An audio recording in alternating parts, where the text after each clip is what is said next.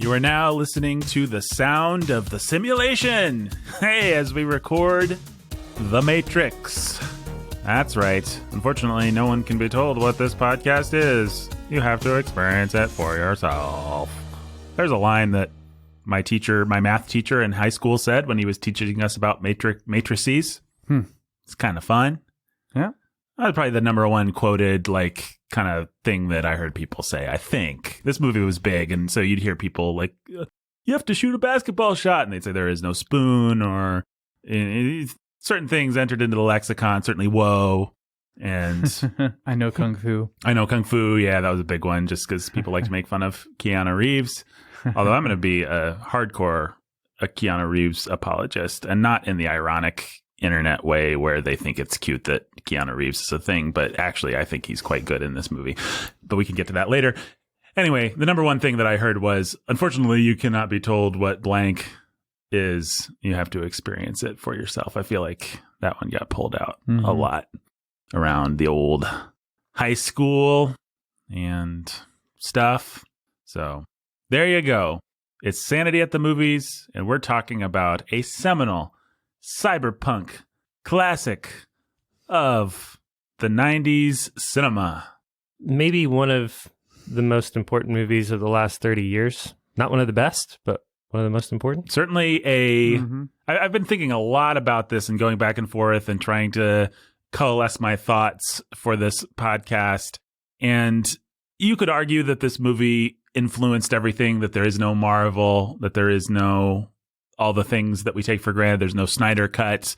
You could also argue, maybe more humbly, that this movie is just a signpost of everything. That's the easier argument to make. That it's the signpost is probably the right. Is it? Yeah, it's like the manifestation, the harbinger. You have these things that just sort of like show up, and you wonder if. Do they shape the zeitgeist, or do they embody it? Do they express it? Yeah. Did somebody perfectly channel it, at the moment? So it's like all those other things were inevitable, but the Wachowskis were there first. They tapped in. They were the lightning rod. They were the cipher. The cipher, Jake. Speaking of great diesel, the performances. Yeah, I love Joey Pants. He's the best. I call him Joey Pants. Good to know. Just like people in interviews that talk about him call him, because we're good friends. Yeah. I mean, this movie feels especially profound, I think, and like it was pointing the way now, like with, I dare say, Black Lives Matter, with, I dare say, a lot of the us versus them narratives that are out there about the big bad, whatever it is, whether it's systemic racism or the government or... It's in some ways, I don't think anybody ever articulated this, or I ever heard it articulated until I had this thought. It's as much a zombie movie as anything else, but it's a kind of zombie movie that is just really sophisticated in that sense. Well, for one thing, it's a zombie movie that non-horror aficionados will watch. Exactly right. So, yeah. I mean, you could argue everything that there's not a thing you could name that this movie does that you couldn't point to another nerdier, more obscure movie, whether it's Blade, which got to the sort of techno scored violence first, or Blade 2, which did the bullet time kind of thing first. Yeah, or in its own, so whatever. Yeah, Blade 2 really got this kind of action. Dark City. Dark City is what I was going to say, which I've never seen, but I see people talk about all the time. Well, for a true nerd who likes cyberpunk or likes noir or likes any of this stuff, for somebody who read the comic books and saw the anime and all that, Dark City is the one that actually got it right. Like, that actually isn't lamestream. Like The Matrix, I mean, we're going to talk about this ad nauseum, but it ends with the Karate Kid plot. Like, it's so perfectly calibrated to bring all these influences in, but then put them in this really pretty mainstream Joseph Campbell package. And that's the magic. That's the beauty. That's why it's so important. Yeah, that's why it's important. That's why we're not talking about Dark City. Exactly right. Yeah. The kind of people that are like, popular movies are stupid and not important. It's just like, okay, yeah, the movies that shape everybody and introduce these ideas and concepts to everybody and make them mainstream for everybody and change the way everybody experiences movies and the way that movies are made for everybody. Yeah, those aren't important. Shut up. Like, Yeah. come on, guys. Like, Dark City and these other movies and things may be the influencers, but the people who are able to take and make the pop version that the masses can consume and enjoy, that's genius, and it matters. And well, without trying to wade into race at all, Elvis is really important, and it doesn't matter that he stole from a bunch of black guys.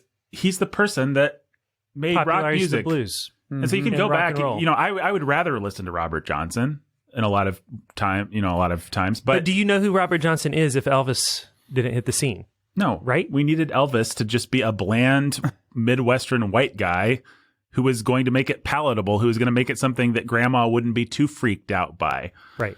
And the story in my family is that my great-grandma saw Elvis, was so freaked out by the hip movements that she died shortly thereafter. I'm sure that's not literally true, but that's the legend. That once Elvis broke the culture, she was just like, I'm out. I'm tapping out. I'm done. And then she just died. And then she died. Wow. That is intense. Which is a great story, whether it's true or not. The popularizers matter. Yeah, the popularizers matter. And so, yeah, that's why The Matrix is important. I mean, that's why we're never going to do an episode about Dark City. The Beatles were just stealing from all these people. Okay, but... the Beatles are the thing that everybody else stole from. Exactly. So it makes a difference. Yeah. So this movie is important. I guess we'll figure out... Wilco's really cool. Bon Iver's really cool. Radiohead's really cool. Yeah, well, Beatles did it all first. And I don't like the Beatles that much. It doesn't matter. You don't have to. Matter. You just acknowledge their place. Yep. Mm-hmm. And respect it. Oh, but it's the cheap pop version. Well, okay. Respect that. Like, yeah, but it's actually not cheap. It's not. There's a lot of craftsmanship, and The Matrix too has a lot of its own craftsmanship. Oh yeah, The Matrix is a beautifully designed movie. I mean, it's just I don't know that we're going to be by and large positive about this movie because it's also cynical, mean, violent, stripped of morality. There's all kinds of things we can criticize, and all the stuff that's hollow about it is really more apparent down the road than it was at the time. And it's laying the groundwork for transsexualism and all kinds of things in its own way. Well, that was the other thing I was going to say that I just think is so... Which I never saw so much more profoundly obvious now. Yeah. And especially with Lena and Lily Wachowski, as they like to call themselves now, saying that it was a trans narrative. Mm-hmm. Now, I've actually watched interviews with them where they talk about it, and they will admit that they weren't thinking trans at the time. They will say, like, my inner transness, they actually use the word transness. This is the way I'm not making fun of them. This is what they say. Like, my transness was coming out. Manifesting itself. But that's true. Yeah, it's very true. Well, they had the character of Switch, who was originally supposed to be one gender in the Matrix, one gender outside of the Matrix. And the studio said no. And so Switch was just a very androgynous character called Switch. Yeah. So they were trying to push the envelope as much as possible. Yeah. But they are also, and we'll talk a lot about this, I'm sure they are so smart about exactly where they push the envelope and exactly where they don't push the envelope. Yeah, and just so anybody who is popping into this and doesn't have some history, that doesn't know who the Wachowskis are, no. If you've watched The Matrix, you see in the title credits the Wachowski brothers. Mm-hmm. Mm-hmm. And if you in National Feminism Month or Women's Day or whatever go into Apple and see movies by famous female directors, you'll see The Matrix because the Wachowski brothers have both transitioned and now consider themselves women. Right. Yep. And before this movie came out, I think all that they directed was there was like a lesbian action movie. Yeah, it's called Bound, and it's got Joey Pantoliano, or whatever his name, plays the gangster in it. Pantoliano, yeah, that's right. Pantoliano. Man, that guy says my childhood so much. Like, that guy was in everything that I love. The Fugitive was one of my favorite movies. Oh, yeah. He was, yeah. That guy just always showed up and was awesome and colorful and everything. Yep. Anyway, we can talk a lot more about it. I'm sure we'll do at least an hour just talking about Joey Pants. But what were we talking about before? Well, all I was trying to say was the Wachowskis were making gross stuff outside of the mainstream, and then suddenly appeared on everyone's radar with The Matrix, and figured out how to like you said, push the envelope just enough. Well, they're very private people. They've actually become they're so iconic in the trans liberation movement or whatever it's called that they've sort of become more public. Like they've accepted the mantle of responsibility, which means they they have to be public figures now, but they never used to give interviews before they transitioned. And so that we don't really know a lot about their lives. I mean, we know the basics, but basically they did just kind of appear out of nowhere. They were some, I think, Chicago boys who liked to make movies and got some jobs writing comics, and then wrote a spec script called Assassins, which became a crappy Antonio Banderas movie directed by Richard Donner and was completely rewritten. And then they did this indie film called Bound, which is like a noir-ish kind of sexy, and it's famous for being the first movie where it has lesbians, but that's not the point of the movie. Like, there had been movies, like mainstream movies about lesbian relationships, but in this case, lesbians are incidental. They're incidental. We're not making a big deal about the fact that they're lesbians. They're just lesbians. Right. So it's considered a classic of queer cinema now. And then they pitched The Matrix to Warner Brothers. And did they pitch a trilogy, or did they just pitch The Matrix? Just the one. And Warner Brothers was like, we don't understand this. And so they went and they got an underground comic book artist guy to illustrate the entire thing. They got some copies of Ghost in the Shell, the anime, and said, we want to bring this to life, and here's our comic book storyboard. And Warner Brothers was, and this is like one of the classic success Hollywood stories, like, oh yeah, we'd like to spend $60 million on that. This never happens now without IP that's already famous. Yeah. But this was back when you Too could. bad. Yeah, which is too bad. This is why we're not going to get like new IP. Like, wouldn't it be nice if someone made some new superheroes? Wasn't Marvel and DC classic, and wasn't just remakes of... But yeah, they just go and they say, we've got this thing. It's based on all this other stuff. You can read Neuromancer and you can read the comics, but this is the kind of thing we're trying to do. And Warner Brothers was excited enough about it to pony up the cash. And then I think they filmed the scene that I don't think holds up very well, but we'll talk about it. The Trinity, the initial altercation with the cops, the thing that opens the movie, and they showed it to the executives, and then they had carte blanche. Like, that was so mind-blowing at the time. Just her little hover kick or whatever. The little Spider-Man pose. All that stuff. And then I was like, okay, you guys can do whatever you want. We know this People is are going to go nuts for this. Yeah. And they were absolutely right. Oh, yeah. And the action, some of it, I think mostly holds up quite well, but it's hard to put someone back in the mindset of this is new, how mind-blowing it was at the time. Yeah. We had only had Batman movies. Yeah. Which was a dork in a rubber suit trying to pretend like he could move around. I mean, I like some of those Tim Burton Batman movies, but the action is always pretty bad. And like Batman Returns, I say, actually, it's pretty good. The action scenes, though, I love that movie. But... Yeah, I think so. If they have their own very specific flavor within the constraints of dork in a rubber costume. It actually does work visually. It doesn't pull you out of the movie. At least that's what I think. Okay, so they figured out. I'll give you that Tim Burton figured out a way to do that. But The Matrix is. That's all I mean. If you want to say one thing where The Matrix was influential and it's absolutely indisputable, it's not a signpost. It was the thing that broke through. They figured out how to do superhero action in a way that is the direct predecessor of Marvel. And and Marvel movies don't rarely, if ever, can compete with the style. I mean, you think of that rooftop chase with Trinity. The CGI has gotten better, but the style and the actual choreography and the intentionality and the nobody puts camera shots. They don't put the elbow grease into it the way that they. Yeah, we'll talk about the morality of the lobby scene, for example, but as a piece of editing. As a piece of, we needed these shots to tell this story of how they're getting from point A to point B in this lobby, and it needs to be really exciting and cool and awesome, and we have the proper build, and this is when this cool thing happens, and then we build up to the next cool thing, and we see what they have to achieve. Like, it is a perfect piece of action choreography. Like, I don't know that you could name a better that sort of thing before or after. Like, just the bank heist from Heat. Yeah, Michael Mann would be. I mean, it's a different style, but all I'm saying is in terms of choreography, planning, that scene is as good. Visual storytelling through action. Yeah, that's right. Yeah, maybe some of the scenes in Mad Max Fury Road for a completely different kind of... different If you're just going to throw the best edited and conceived action scenes... Or are you talking something more specific? You have something more specific in mind? Well, I don't know. Just a short piece of choreographed ballet of violence. That's about the best and I would include John Woo and some of the auteurs of the genre in there. Some John Wick stuff. John Wick, all that stuff. Yeah. The lobby scene is just perfect. I mean, it is a perfect action scene. So, second only to the Bourne. Yeah, second only to the crappy, let's throw some sound effects and let's throw some footage in a blender, add some exciting sounds, and then people will think Matt Damon can do something. That stuff's great. Nathan, you better get ready to throw down in slow motion in this lobby we're recording in. Yeah, my fighting style will be incredibly clear, coherent. And mine... I'll just win.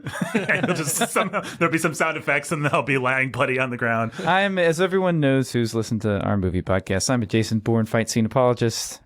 I don't apologize for that.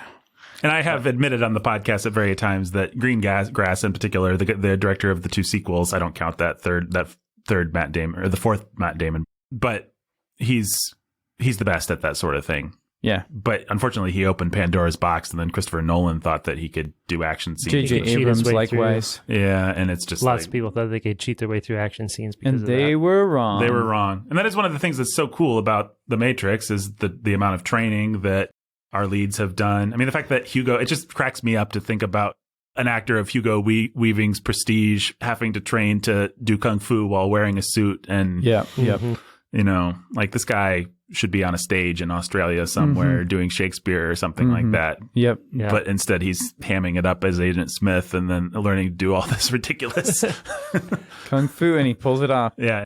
So this movie, I guess our larger point is to this movie's importance. Is that what we're talking about right now? Just make sure we close all the loops before we move forward. So our one point is movie's important for all kinds of things, for introducing a level. There's some good stuff. Maybe, I mean, I actually like the racial diversity in the movie. I would argue was cool and good. Probably, it's so hand in hand with the sexual androgyny of the movie that it's hard to separate them or to know whether you can call one instinct noble when it's so tethered to this instinct that's obviously bad. The androgyny is interesting. The fact that Neo and Trinity look so much like they're just making love with each other when they kiss. They are such mirror images. Yeah. She's just butch enough. Like they're both flat-chested, skinny people in leather.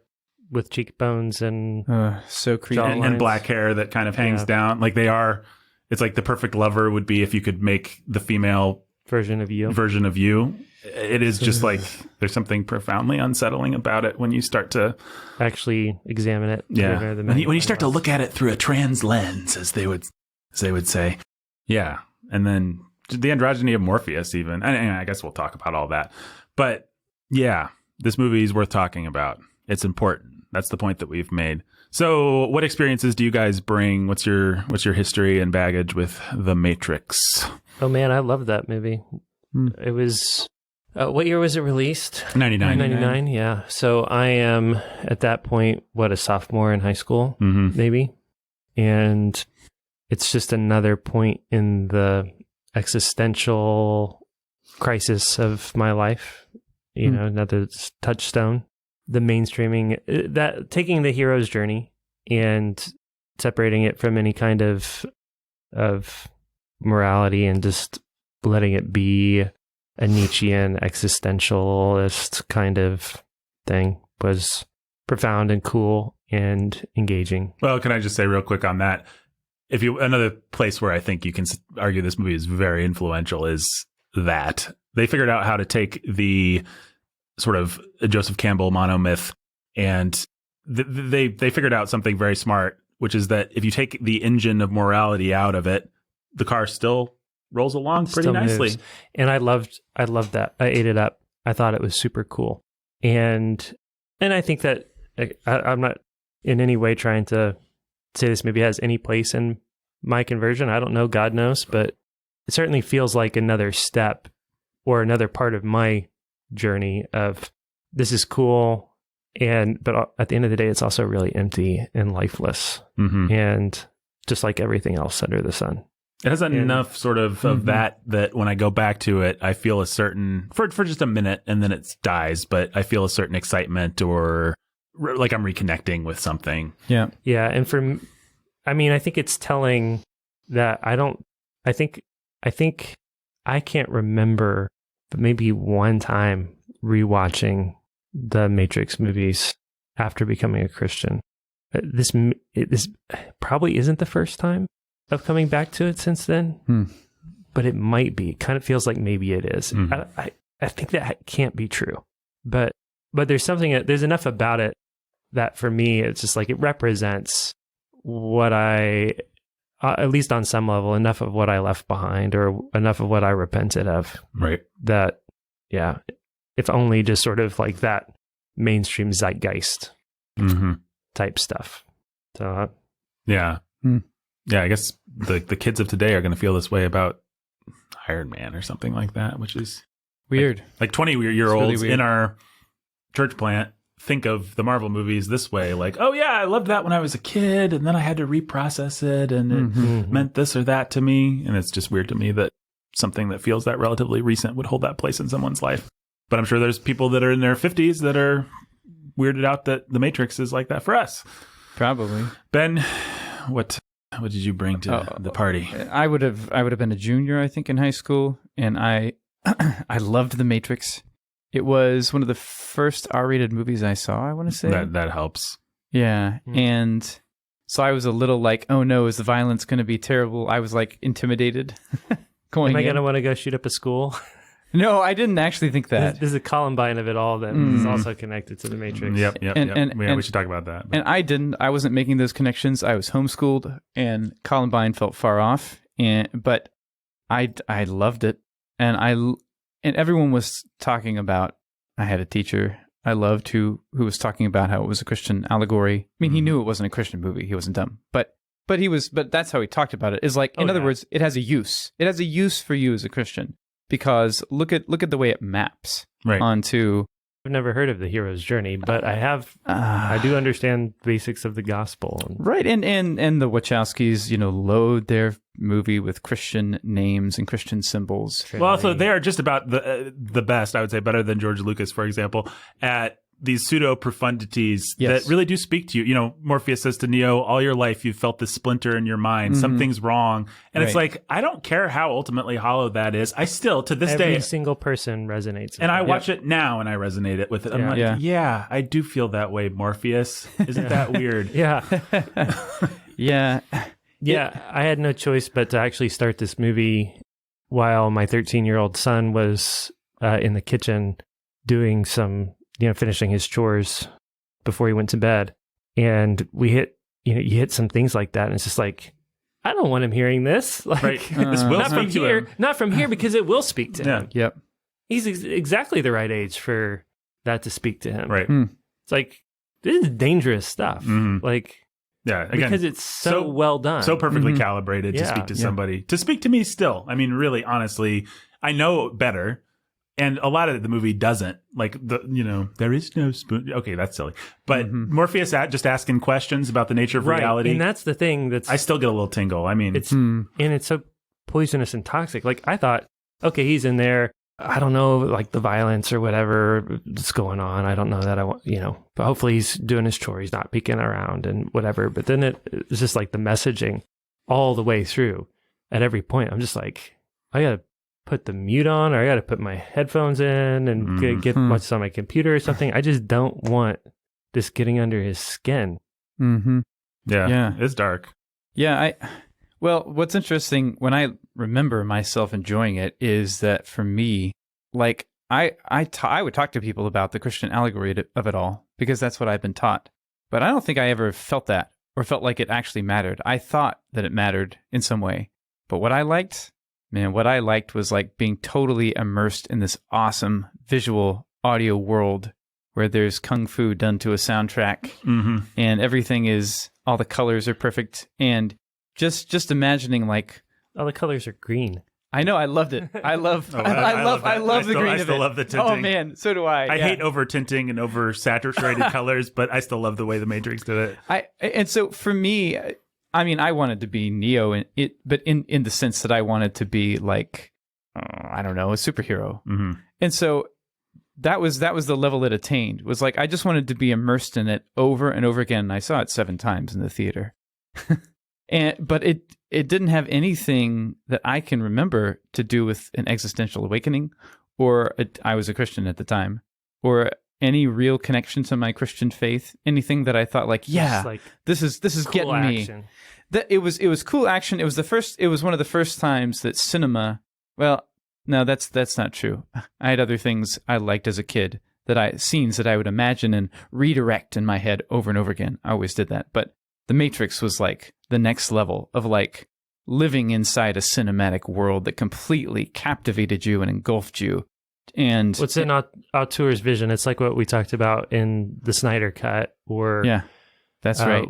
Bringing when we started talking about Guy Ritchie and some of these guys, it's just like Snyder has a style and a feel, and it's his own, and he's making his own world, and it's all internal, and it all makes sense in the context of the movie, and it doesn't make sense outside of cinema. Mm-hmm.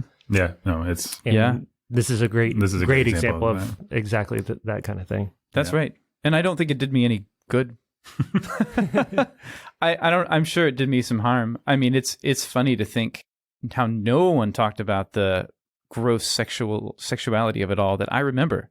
And a lot of people were talking about it in my spheres, but I don't remember anyone talking about that. Well, here's something that's interesting. I remember our beloved pastor, Tim Bailey, who has his pulse on sexuality better than anyone we know.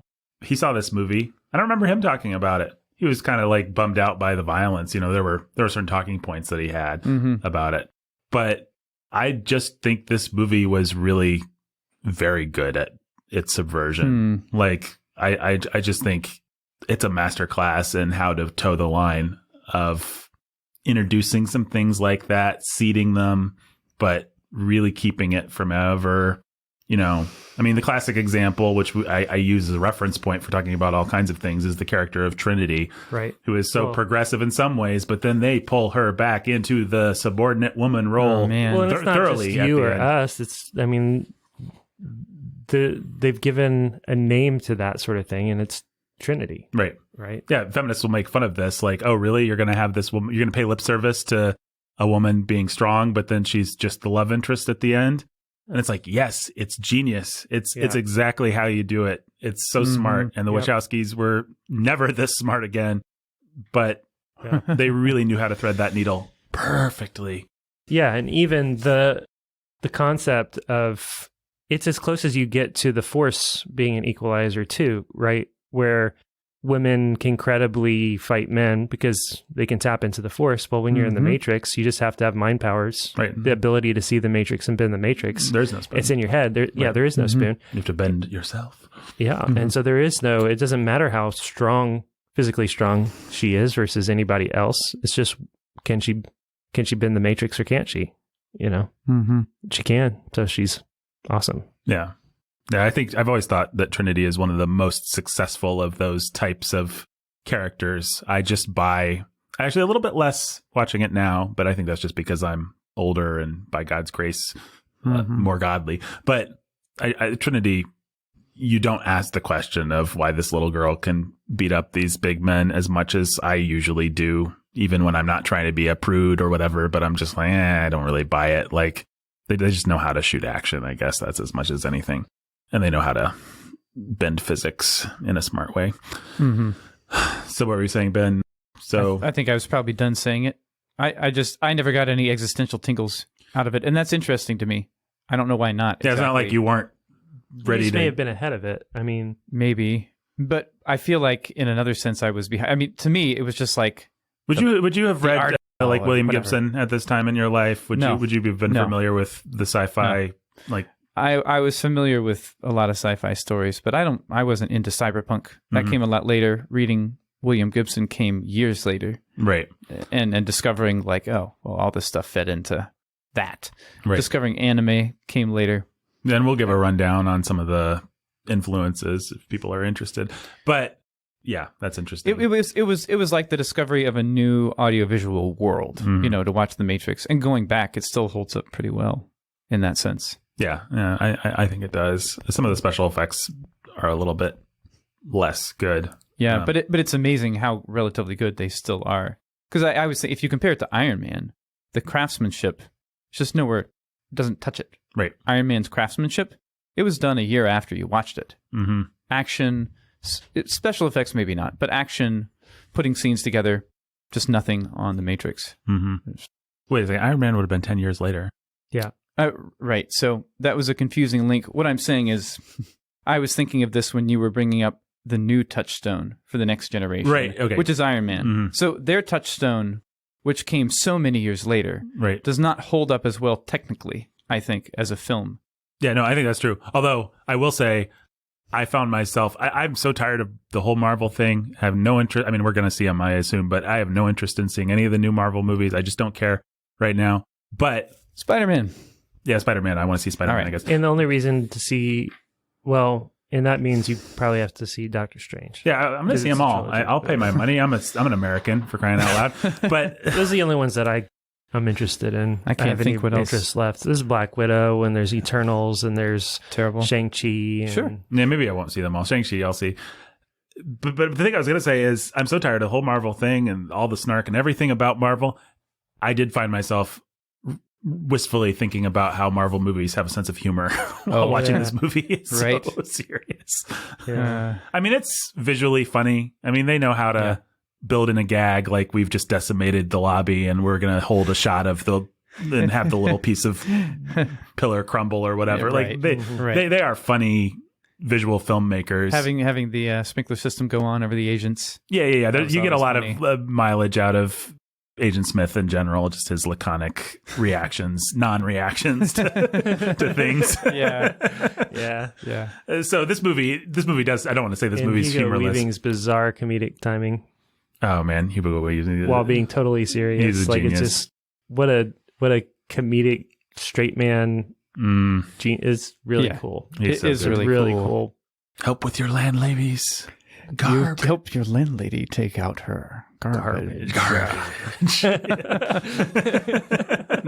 world. Yeah, no, he knows exactly how much to lay it on, which is such a nice trick. But everything in this movie, so everybody's just so perfectly calibrated. That is the word of the day for me. It probably is calibration, because this movie, it's just perfect the way it's calibrated.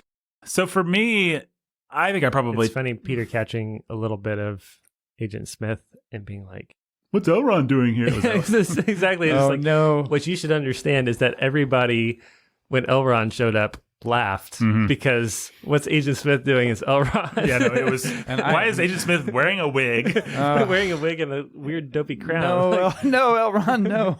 No. I always hated that he showed up. Peter Jackson's such an idiot. I mean, he's so tone deaf because he give his first line is, "Welcome to Rivendell, Mr. Bag," which is the most Agent Smith thing to say. Yeah, in a close up, and yeah. Do not. I mean, at least give him a line that is not going to evoke. Yeah, just don't evoke the Matrix. Right. If you want, after you've established in everybody's mind an Elrond that's completely different than Mr. Smith, to get a gag in down the line, maybe. Right. Maybe. But only after you. Yeah. Goodbye, Mr. I mean, Baggins. it just takes you. Welcome back, Frodo. We missed you. That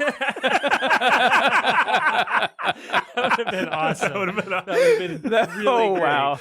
But I mean, I don't, as immersed and ready to buy into Lord of the Rings as I was in that moment, like I remember laughing out loud. Well, I was sitting in the theater opening day. The whole audience was with the movie the whole time. It was a great audience experience. Like, everybody loved it. You know, just one of those fun experiences where everybody's jacked into the movie.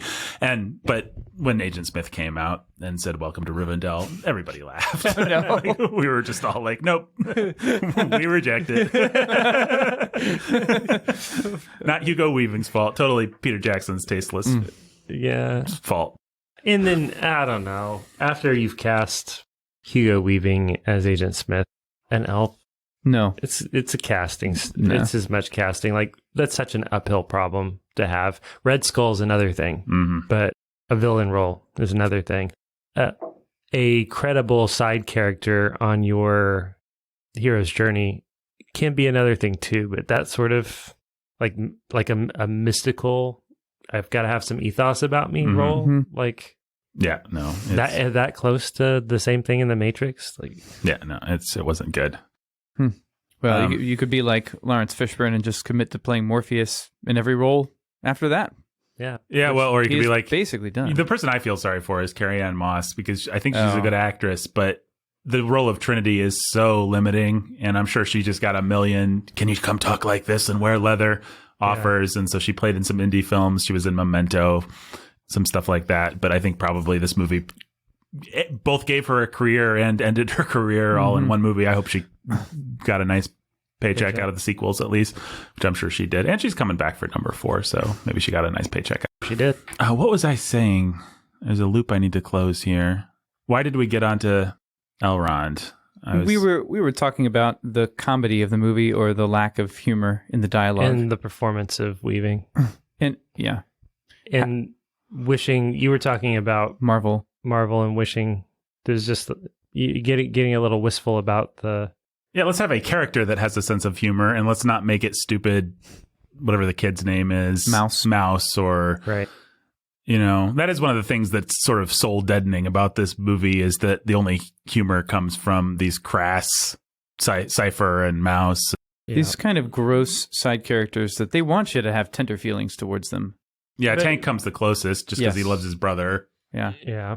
But even his only memorable moment is frying a bad guy and saying some halfway written Arnold Schwarzenegger line, or you know, believe it or not, here's a good rule for writing a line that you say before you kill somebody, which is a great trope of the movies. It can't be too long. Yeah. You don't want like a long... It feels really long. Yeah. Believe it or not, you're still gonna burn, you sucker. Like that's too much. It just needs to be hasta la vista, baby, or I'll be back, or stick around, as Arnold Schwarzenegger says after he impales the guy in Predator. These are the kinds of kill lines that we need. What he should have done is just shot him and then said, I don't care what you believe. Yeah, or something. That would have been... There's your miracle. Or yeah. There's any number. Yeah, we could... Fixed. Solved. End of episode. End of episode. Good. All right, this movie rocks. So, this movie... mean, it does make you... Like, it doesn't try to. It doesn't want you to be sympathetic to dude face selling out to the machines. But, like, what exactly are they living for here? Yeah, they Just do. They do make freedom. They make reality unpleasant, and when we finally get to Zion, they make the city of Zion, and the sequel is so unpleasant. It's like, goodness, why are we all united around this? Yeah, well, it is the kind of thing that we've talked about multiple times in other places, which is like, it's not what people actually fight for. Mm-hmm. It's not what motivates them to fight. What motivates people to fight is a wife and kids. Right. And well, the hollowness of this movie, I felt this so much. Yeah. It's that Neo doesn't have anything to fight for. It's like, Neo, you're going to go save Morpheus, Why do you think you can? Morpheus believes in me. I believe in something too. What do you believe? I believe that I can save Morpheus. Wait, what? What? So you're fighting to prove that you are able to fight? What? You're believing to prove that you can believe? You're believing because you have a belief that you can believe. I mean, there's nothing. Because I choose to. Yeah, exactly. It's just like... That's it. You just restated the problem. Yeah, but I pretended that it was a profound answer to the question. It's not. That's how vapid. And I guess to maybe their credit, that's how vapid existentialism and existentialist thought really is. That's how vapid Nietzsche and... Well, that's what I want to make the point. Yeah. Yes, it is empty, but I also think you have to give the movie credit. What they've done is they've taken, like, our listeners know what I mean when I say Joseph Campbell's monomyth. You should just go over it real quick again. I mean, I think they do, but... Well, Jake's our best person to distill it for people, probably. Okay, so... Campbell was a disciple of Carl Jung. Carl Jung was a disciple of Freud. Jung saw that there was a problem in the rationalist movement of coming out of the entire Enlightenment, and said people actually need narrative truth, a way to understand themselves in the context of the story of humanity. And that's what religion has always given people. And we're trying to take that away from people. But what they need is narrative truth. If you've ever watched a Jordan Peterson video, he's a disciple of Jung. Carl Jung as well. And so what Jung did is he went back and he's like, there are these themes in religion and religions across the world that are all similar and common and are all about us finding our place in the ongoing story of humanity. And if I can just sort of pull out these archetypes that are consistent across the board, and we can understand them as our own sort of subconscious processing of our place in the world and what it means to be human and what it means to be human inside this massive universe and what it means to be a person, an individual, then I can give people narrative meaning to their life, and it devoid of religion itself. And so he conceives of these archetypes and the concept of the monomyth, and Joseph Campbell comes along and does the work of really pulling it together in a book called Hero with a Thousand Faces. Yep. And it's basically stealing the gospel story of redemption and drawing connections also to similar themes in mythology in ancient mythologies, and trying to create a secular story that everybody resonates deeply with, that's rooted in some kind of ancient truth. And this is why in all kinds of movies, dumb people who write for dumb organizations are like, oh, I see the gospel in this movie. Mm-hmm. Well, Joseph Campbell, back in the 1920s or 30s, or whenever he was writing, wrote the playbook, the redemptive arc of the hero, from leaving his front door. And Tolkien followed it. Like, Tolkien read it, like the Inklings read this stuff. And when you see people who are like, C.S. Lewis understood that Jesus was the one true myth, or whatever, right? Like, and they think they're getting this stuff from Lewis, but what they're actually doing is getting Jung filtered through Lewis and filtered even through Tolkien and some of these other people, okay? And so Campbell, hugely important to all storytelling that we understand today, because people just follow the template, and all the idiots are like, I see the gospel in this, and what they see is, you see somebody who has read the playbook from Joseph Campbell and is following the playbook step by step by step by step in the process. And so typically there's often something mystical and religious about this. It's meant to give a feeling of mystical religiosity. Right. That's why when Lucas did it and said this is what he's doing, he used the Force, right, to give a sense of mystical religiosity to this. It's a little bit like the 12 steps in AA. You can believe in the chair as your God, but you need a divine motivating force in order for the narrative to work. And so if you listen to Jordan Peterson talk, you don't really ever know whether he really believes in Jesus, but he believes that there's a story of a man named Jesus, and that story is very important and informs. Very potent and powerful. Yeah. And if you embrace that, it will change your life. And if you embrace it, it will do all kinds of good for you in ways that maybe he doesn't understand and wants to think of in kind of like evolutionary subconscious terms. But he knows that there's potency there, right?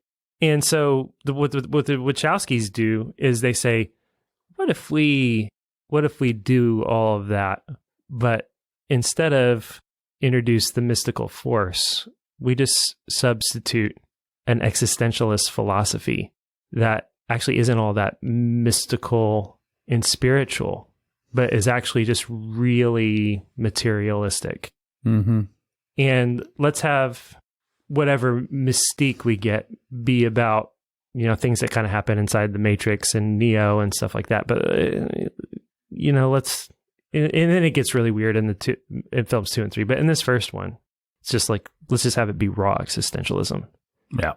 Well, and I think the point that I originally wanted to make with all that is, I think a lot of times it's easy for people who are criticizing the movie to think that that's one of its flaws. It's a little bit like what I want to say with the lobby scene either. People have often wondered, why not just set up that those cops are a computer program, or that they're bad guys, so that when we're blowing them away, we can feel a little bit better about it. And and the answer is because it feels great to blow away good cops, because that's part of the kick that you get out of it, is that it's nihilistic and it's mean. And if you said that those guys were all computer programs, which they did, they had to, after Columbine and in the wake of some stuff, they fixed, quote unquote, this in the sequels. And some of those scenes don't play as well because it's just computer programs. When they're just slaughtering people, it it feeds something. I'm not saying this is good. I'm just saying it's potent. And in the same way, I think making a hero's journey that follows the beats but is entirely nihilistic is not a bug of this movie. It's a feature. It's why people tapped into this, and that's why I did. Yeah, this brings me to it sounds like that's not why Ben tapped into it, I guess. But I mean, I'm sure that's part of the reason the movie worked so well and immersed me is because of that feeling of discovery. I just mean I didn't feel like it actually. You weren't. It didn't make me ask any questions, right? That I remember, and that seems strange to me. Well, you also said something really interesting to me off mic a few weeks ago when we were talking about doing this movie, Ben, which is you said you made a crucial mistake in the way that you thought it, in the innocent sort of way that you thought about this movie. Yeah. You want to tell people about that? Yeah, you mean The Club? Yeah. Yeah, no, the way I watched it is, man, this opening scene with the club is gross, it's grungy, but Neo is going to be saved from this awful world, which is the exact opposite. The club, it's like the best, most reflective of the reality that we're building towards, most reflective of what Zion will be in the. That's right. That's right. It's like all the place with the foul sexuality, the BDSM stuff, the lesbianism. All the grotesque stuff, and Rob Zombie singing a blasphemous song, Dragula. Yeah, that's the name of Rob Zombie's song. Okay, yeah. And that's what we're being saved to. Of course, you go to the club like this to find salvation, to free your mind from the confines of what you're caught in, which is, get married and have kids. Yeah. For example, I mean, yeah. The guy with his little groupies who's like, mescaline's the best. Yeah. That guy's not the bad thing that Neo's running for. And to me, he was. I was like, man, this stuff is always gross, and I'm always happy Neo will escape. Which is that's how I watched the movie. Yeah. Very cute, man. Yeah, it's very cute. It's very cute. And it was funny that until we talked about watching The Matrix again, I never thought about that consciously. Like, oh yeah, no, the opposite. I'm sure we all have blind spots like that, so I don't mean to single you out. It's just a funny one to talk about. Me and Jake, we probably all have blind spots. We just haven't even realized because that's the nature of blind spots. But I definitely tapped into the nihilism of this movie. So this movie is potently nostalgic for me in a way that's probably not healthy. It just takes me back to such a specific time and such a specific vibe. I remember recently in Evansville, me and Meredith are new to town, so we're trying out different stores and stuff. We went into what we thought was a bookstore, but it turned out to be more of a comic book nerd kind of shop. And Meredith just felt so bad about being there. And there's these guys at the counter, and they're all talking about anime stuff, and they're all, these nerds, these smelly nerd. I mean, just the stereotype comic book guy from The Simpsons. They're all that guy, and they're having this deep discussion about the minutia of something or other. And you just look around and there's posters of Neil Gaiman stuff on the walls and kind of dark sexual stuff and skulls and horror movie dolls and all this stuff. Yeah, I've been into that store. Yeah. And when I go into a store like that, there's part of me that really hates it and is like, how could I ever have been this guy? But then there's part of me that's like, oh yeah, there's a little hit. Like, I remember what this drug was like. And it's not that I ever liked all that stuff, because it is just the culture of death and debauchery. But man, it felt so good in the 90s when I was a kid to have, how do I explain this? So culture is currency, right? Like if you know everything about wine, then you can show up at any vineyard and you can walk up to the guy and you can start talking to him and you can have power. And you can have a conversation and you can make a friend. And if you're interested in his daughter, you can date her, or you can seduce her. Like, you have the power to access the world of wine because you know about wine. If you know about sports, same thing. And for a particular subset of losers and nerds, knowing about Hong Kong action movies and anime and Italian splatter films and cinema nasties and Cannibal Holocaust and whatever the dark edges of what was being done in film and animation and all that stuff was so potent. And to this day, I don't think I could do it anymore. But there's a time where I could walk into a store like that, and it's like I'm friends with everybody because I can talk the lingo, because I know the things. Like I have that currency to spend. And it was so powerful and it's so empowering and it makes you understand. If anyone's out there that's an idiot, I'm not describing a good thing. I'm just describing a thing. Yeah. And I grew up in Evansville and I have no idea what store you're talking about, but I know that if I walked into it, I would feel really stupid. Yeah. You'd feel stupid and you'd feel gross. And everybody there would love how stupid I felt. Except actually, funnily enough, Jake, you don't have all the currency, but you have your own, what's like a Bitcoin that's not Bitcoin, like Ethereum. Yeah, but you have like Dogecoin, not Dogecoin. You have like one of the ones that's like not that powerful, but kind of powerful that's on the side because you could talk Clone Wars all day with those people. You could talk new Star Wars. So you have one currency to spend. I have one little thing in my pocket. Yeah, you have one thing in your pocket. But I had a plethora of things. And if, that guy named out there Korean horror movie, well, I'd seen the other one that the director did, and I knew Cowboy Bebop and Adult Swim was part of this culture, certainly. And so if you think about culture as a currency, what happened in the 90s with that nerd culture is the currency got inflated in a crazy way. And so you had all this Went stuff on the bull run of all bull runs. Yeah, it really did. And so you had this stuff where like, okay, this is my currency and I can spend it with like 3 people in my crummy Midwest town. But then this thing called the internet comes along and Anna Cool News and Bloody Disgusting and all this stuff, Joe Blow come along and these forums and these chat rooms and it's like, and Comic-Con and all this stuff and the age of the nerd. And you just felt so empowered. Like you'd been collecting bottle caps your whole life and suddenly you stepped through a portal into a world where bottle caps were, this is like the people that bought Bitcoin when it was worth $1 and suddenly it's worth $50,000, almost 60 as we speak. Right. And so I think ultimately the bubble burst. Like I don't think we still actually live in the world where nerds rule. I think this is why The Matrix 2 is kind of a cool conceit, because if you watch The Matrix 2, what you realize, what the architect tells Neo essentially is that there's always the statistical anomaly of a chosen one and of people who reject the program. And so they've controlled for it by always giving them a messiah and then letting them build their little resistance and then wiping it out. And then instead of trying to repress the resistance, they let them build another resistance. And so what I think nerd culture has done is built the perfect matrix where the fans think we get the Snyder cut. Great. So you paid for AT&T's like corporate right. You're not raging against the machine. Nerds don't have any power, but you sure can get on Twitter and be loud and they'll say they're listening to you and they'll... How long will the workers keep building them new ones? As long as their soda cans are red, white, and blue ones. I mean, it's just...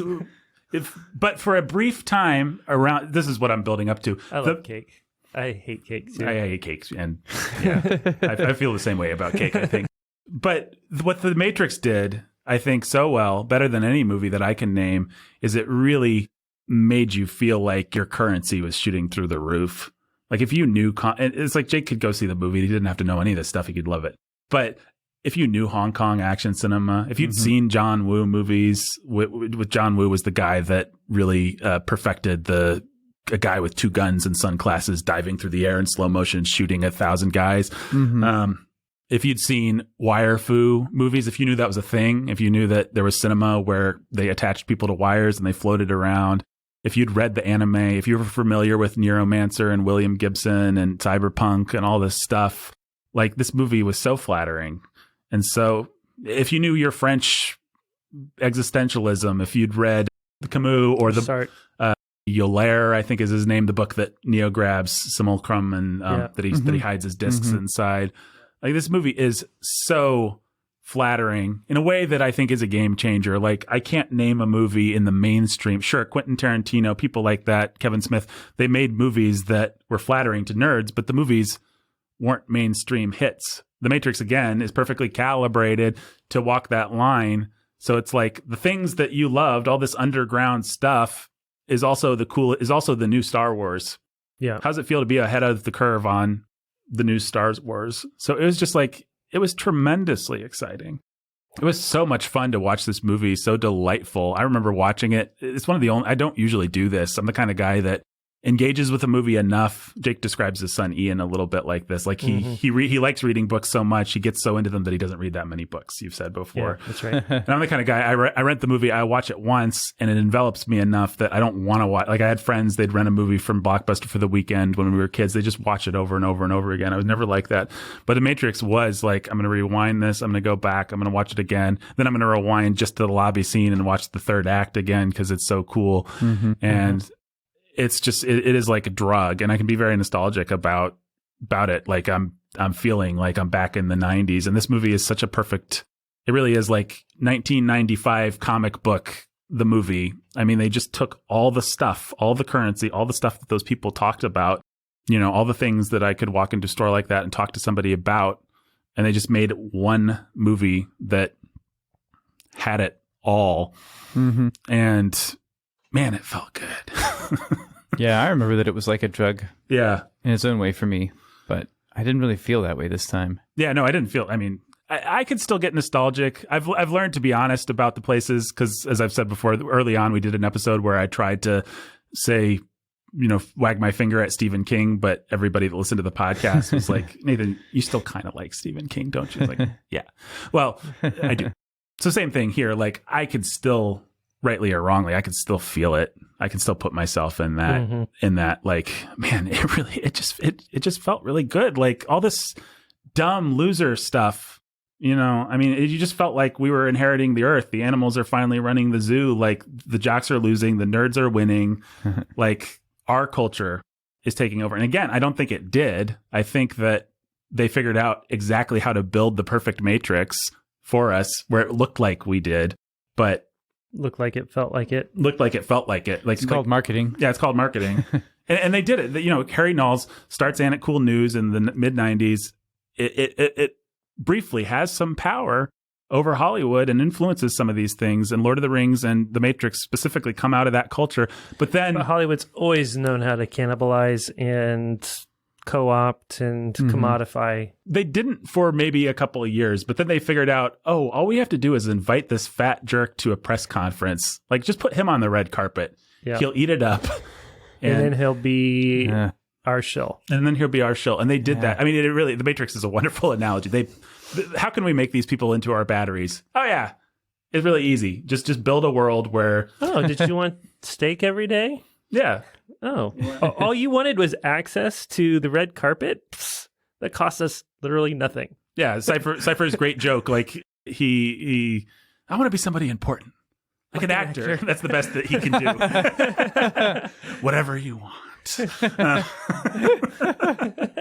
Well, Harry Knowles, the founder of Ain't It Cool News, which was a independent movie review website where the nerds really felt like they had some power, he was suddenly featured in films. They made him an actor. They put him in things. And so they built the perfect cage. The nerds don't have any control. If you think that they do, they don't. But now we live in this world where the fifth estate, as they call it, you know, the fourth estate is the press. And then the fifth estate is blogs and internet culture. Internet culture is supposed to have all this power. And so we have to listen to Twitter, and Black Lives Matter is an important thing. And that's why we have to control Twitter. And that's why we have to control Twitter. But actually, Twitter is already controlled. Like, right. You think that the Matrix, you think that you're not all plugged in. When the mob is calling for something, do you really think it's the mob, or do you think it's our overlords who are directing the mob? It's our overlords, people. Unplug from the Matrix, I'm telling you. So, free your mind. When you go to work, when you go to church, when you pay your taxes. I love the little sneer that Lawrence Fishburne puts into when you pay your taxes. So, yeah, this movie just was on the edge of that. I mean, I think within a few years they've figured out how to commodify it and how to control it. And I think Lord of the Rings is the last time that the nerds felt like they actually had any power. Because the nerds successfully got rid of the elf princess from fighting at Helm's Deep, Liv Tyler's character. Oh, did they? I forgot that. Yeah, she was supposed to. And then the nerds were like, nope, we hate that. And Peter Jackson, I think, actually listened to them. But now, I was like, the Snyder Cut didn't come back because a bunch of whiny fanboys wanted it. It came back because Warner Brothers figured out that they could spend a minimum amount of money to promote their service. Their streaming service. and to have a really good quarterly earnings for the shareholders of their not legacy media company, but of AT&T. Right. And Zack Snyder knew that he could leverage that into popularity and power, and that's what he did too. And that's the best you can hope for in terms of visionaries, is people who know how to leverage it well. Right. And yeah, I feel like you can't blame either the corporation or Zack Snyder for dealing with it that way. No, it's beautiful. Yeah. It's genius. Sometimes, do you ever stare at the perfection of it? The genius. Like the dinosaur, Mr. Nerd. Your time. Of course, that's what this is all about, isn't it? I don't blame corporations for being corporations. I don't blame nerds for being nerds. I mean, I do blame them all, I guess, but it is what it is. You blame greed and selfishness, but you don't blame anyone for doing something that's to the advantage of their business or their vision. No, I don't want people to think that the nerds won. Like it's this delusion. It's so reductive for the mob on Twitter to think that they've won, and for the people who are demanding that superhero movies be done their way to think that they've won. Nope. That's just it's a low level of awareness of how the world actually works. Oh, so that's my baggage with The Matrix. Yeah. Cool. All right. Whoa. Let's talk about The Matrix, the movie. So it starts, or I did want to talk a little bit about the influences if people don't know what they are. So simulation theory has been around for a long time. Philip K. Dick, the sci-fi writer who wrote Blade Runner and what's the other ones that he's famous for? Total Recall, things like that. You can find old footage of him showing up at a conference, very addled and out of his mind, and saying we all live in a computer program. I think he actually believed it. He said a lot of things that are crazy and prescient and wacko, and yeah, there's a lot of the mythos around Philip K. Dick is pretty amazing. Yeah, and I think it's mostly true. Like he was just a crazy visionary madman who understood a lot about. I mean, if you listen to conspiracy theorists, they'll tell you that Philip K. Dick has been saying for years that, or was saying for a long time that, oh, I don't know. I'm not going to get into it, but it's an interesting rabbit hole to go down. See how deep it goes. And see how deep it goes. Just how deep the rabbit hole goes. So he's a big influence on this. The genre, which started in novels of cyberpunk, is a big influence on this. Ben, you've read some William Gibson. Yeah, right? I read Neuromancer once. I read something else. A lot of Snow Crash. Yeah. Mm-hmm. That's not Gibson. That's Neil Stephenson. Yeah, thanks. Another guy in the genre. That's him. But so William Gibson actually invented the phrase cyberspace. Like he came up with the term for his sci-fi dystopian novel. In that novel, there's people that jack into a thing called The Matrix and run around and do stuff. It's incredibly violent and noirish and sexually debauched and weird and obscure and philosophical and just strange. Much stranger than the movie The Matrix. Yeah, The Matrix is taking all this stuff and taming it so much. Man, it's wild. Yeah, Neuromancer, like I could barely get through it. It's just so. I found it interesting, but it's not like enjoying a story. No, you have to want to read about some of the philosophy and yes, you do. And just stop for world building and stuff. Yeah. Well, what's funny is that Keanu Reeves was in a really incredibly crummy cyberpunk movie based on a William Gibson story, Johnny Mnemonic. Right. Which is actually, I think, the short story that Gibson turned into Neuromancer, something like that. And Johnny Mnemonic. Oh man, what a silly 90s action sci-fi movie that completely fails on every level, technically and artistically. But it's kind of fun if you catch a glimpse of it. You're like, what in the world? And then Keanu Reeves is in a cyberpunk movie that works. Yeah, if you want to see like what happens to a movie like The Matrix when it's not working, like you want to see what a swing and a miss in the genre looks like. Man. And those are the kind of risks that this movie's taking. Like the thing about a movie like The Matrix is if it doesn't work, it's the silliest, most boring, pretentious super ridiculous piece of crap. I mean, to have these people sitting around in sunglasses in the dark talking about their philosophies. Yeah. If you're on that knife edge of Lawrence Fishburne is either going to be the father and the Obi-Wan of a generation, or he's going to be embarrassing himself out of his mind. And out of his career. And out of his career. And I don't know, maybe they all did in the Matrix sequels. So I don't know whether we'll talk about those or not. Why don't you tell us, people, do you want us to talk about the Matrix sequels? I'd be interested to hear whether our audience cares about that or not. I am something of an apologist, I think, for Matrix Reloaded, although it is awfully debauched in several ways. I like a couple scenes from Matrix Revolutions. Yeah. Big showdown with Smith's pretty cool. It is. Maybe 3 or 4 scenes out of that movie. Why do you persist?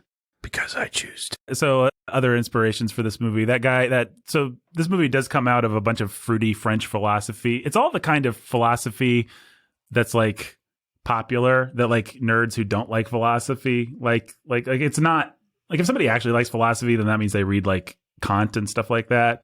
But if someone just likes the idea of philosophy, then they read Sartre and Nietzsche, Camus. Of course, and Camus and the existentialists. And then there's this fruity French school of the structuralists and the semioticians and the post-structuralists and the deconstructionists. And Saussure and what's his name? Roland Barthes, who wrote The Death of the Author and stuff like this. And this Brie Liouillard, or however you say his name, the guy that wrote Simulacrum and Simulacra or whatever it is. Levi Strauss. Yeah, Levi Strauss is another one.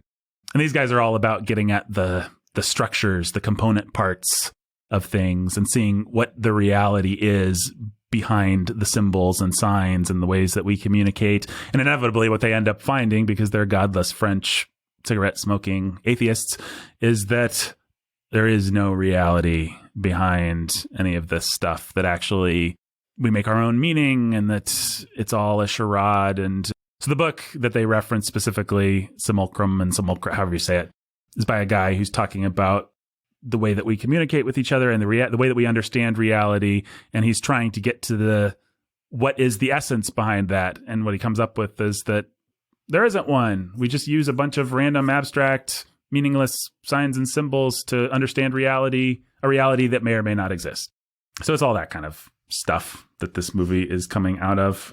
It is also drawing on the boom of violent comic books, Alan Moore, Frank Miller, people who were like, we can have Batman, but there could be rape. It'll be great. All that kind of stuff, which was quite popular at the time and still is basically the way the comic book market has gone. And then you had anime like Akira and Ghost in the Shell. And I don't know, Ben, what did they get from those? You got a vibe. You got a vibe of cool. Like those anime people, they understand motion and action in a way that a lot of directors still try and fail to bring to a screen. But the Wachowskis, I just want to call them the Wachowskis. I'm just going to do that. The Wachowskis did understand it. So yeah, what did you get also? I think the Japanese have always been ahead. They've been ahead of us on androgyny and on the coolness that androgyny can lend to something, rightly or wrong, or not rightly or wrongly, but that kind of sexy androgynous look is a very of that culture sort of thing. And they're definitely drawing on that for The Matrix. Well, that's a good point. Man, anime is gross. I feel like there's something else, but I don't know what it is. Very much the action style. The action style, for sure. Yeah. Well, anime also does these so comic books have splash panels where you open the page and it's just one big picture of Batman punching Superman and Superman flying through the air. And it's big and it's exaggerated and you linger on that page for a minute. And people have always tried to figure out how to do that in cinema. Anime does it by stopping time with the stupid anime lines going behind, as Pikachu, to take a silly example that people might know. Pikachu's floating through the air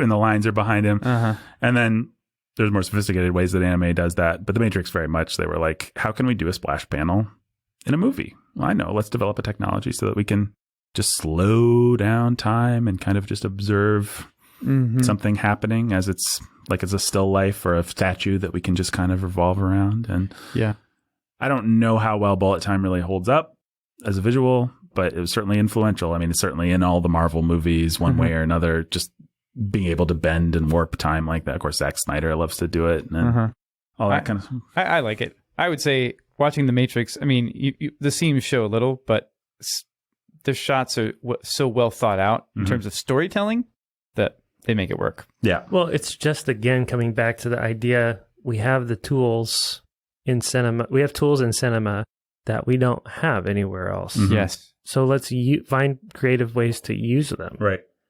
Right. Just asserting the right to change the way a story is told in time. Right. Is cool.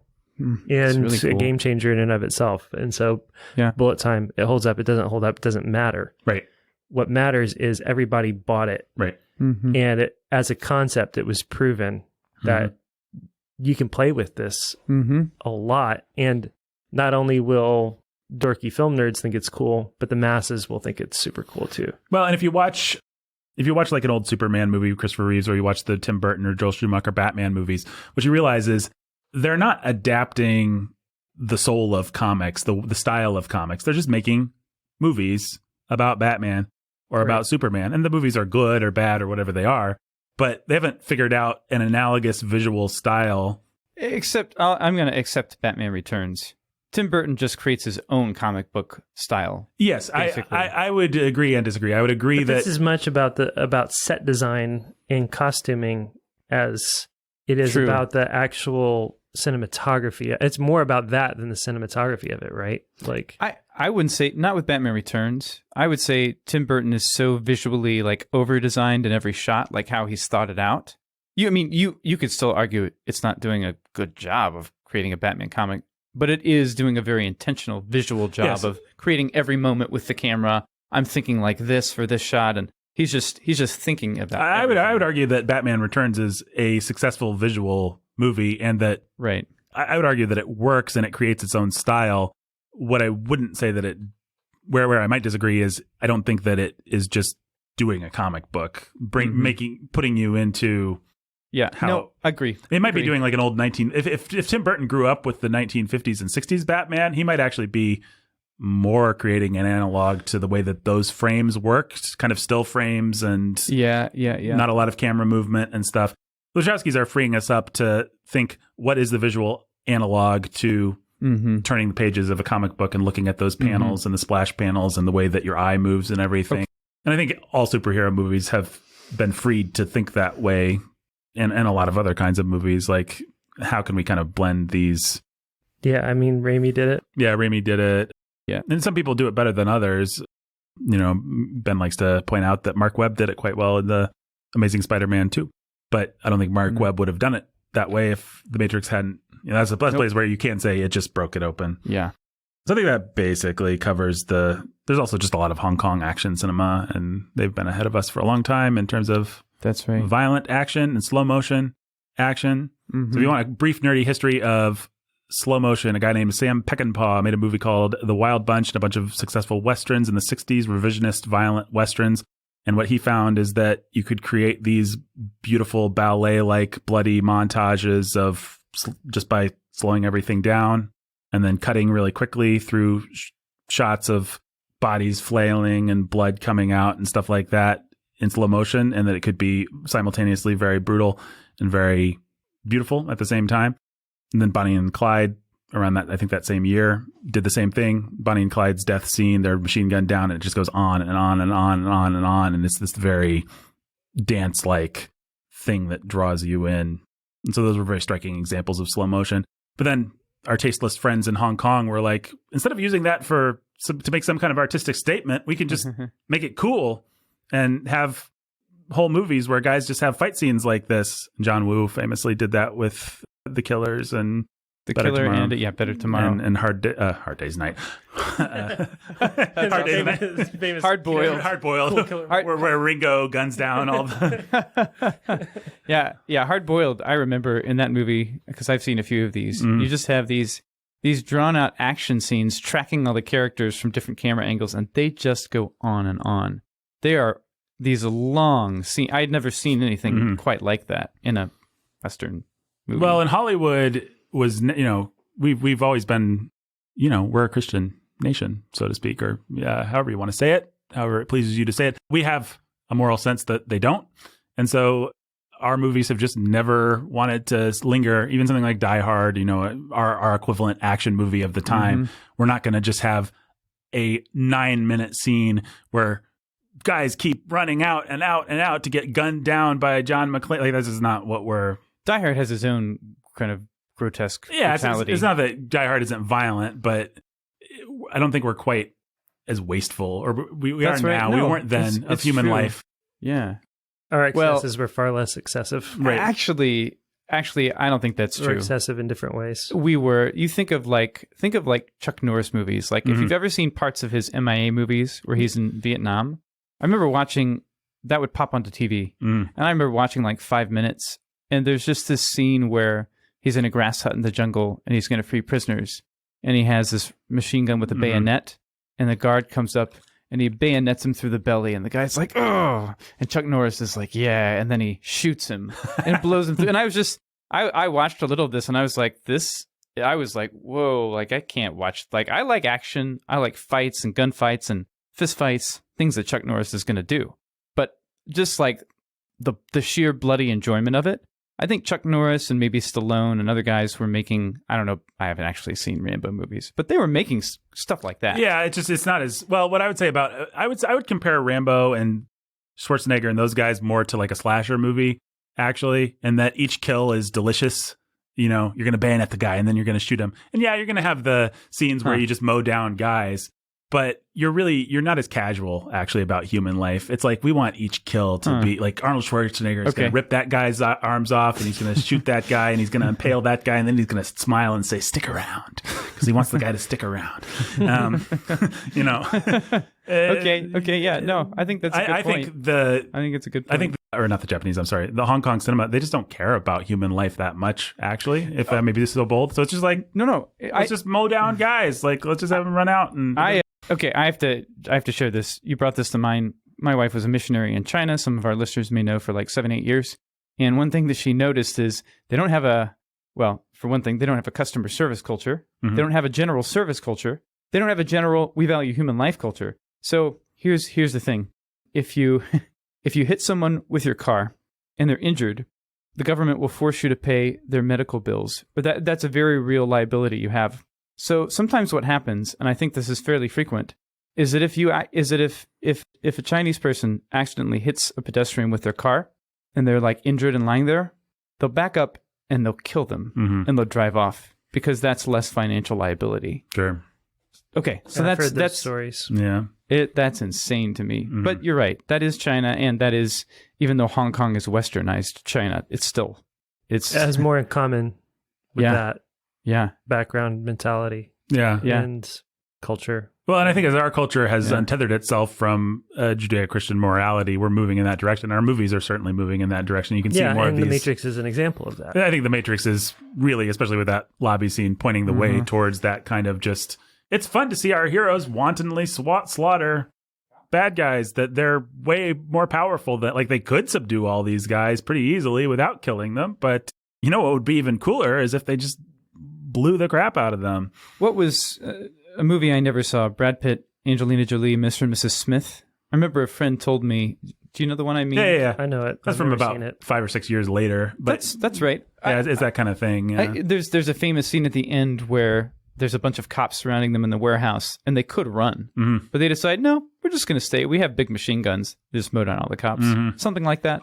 Yeah, I don't remember. It's been a long time. I don't remember being particularly bothered by that movie. Usually I'm pretty sensitive to that kind of thing, but whatever. Maybe matter. I don't know this. We can litigate. We can do that on our Mr. and Mrs. Smith episode. Oh, boy. But yes, we are more and more. You see those kinds of scenes. I didn't watch the new Mortal Kombat movie that's on HBO right now, but I just assume from the little bit that I've seen of trailers and things that it's just that, finish him. So... yeah, and this movie, again, threads the needle so perfectly, walks the tightrope so perfectly of we're going to push the indiscriminate slaughter in the Hong Kong direction, but we're going to set it up. We're going to have Morpheus say, well, they're still plugged in, and so they're the enemy. We're going to have Neo look a little scared before he does it. We're just, we know exactly where to pull back so that we can push it as far as it'll go, but we're never going to push it so far that a mainstream audience will think too hard about it or reject it. Yeah. Very smart, transgressive filmmaking from The Matrix. All right. Well, we have to talk about the movie. So, Trinity. You got that opening scene, which I don't think holds up at all as a special effects spectacle anymore. I don't know. What do you guys think? It didn't really bother me. I mean, I wanted more, or I thought I was expecting more. Yeah, you remember it as such a big deal. Mm-hmm. Yeah. I remember it as being more than it was, but I also was just like, oh, yeah, I guess maybe what I actually thought was, oh, quaint. Yeah. Yeah.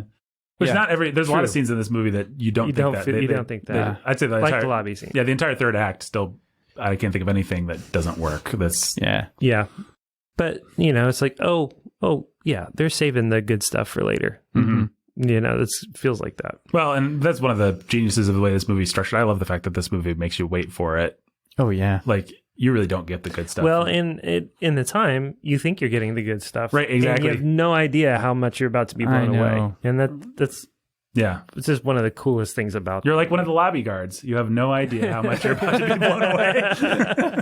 you So better have no idea who you're dealing with. Like I said earlier, better than that tiny fight scene of hers is the chase. The chase actually does still feel kind of like, oh wow.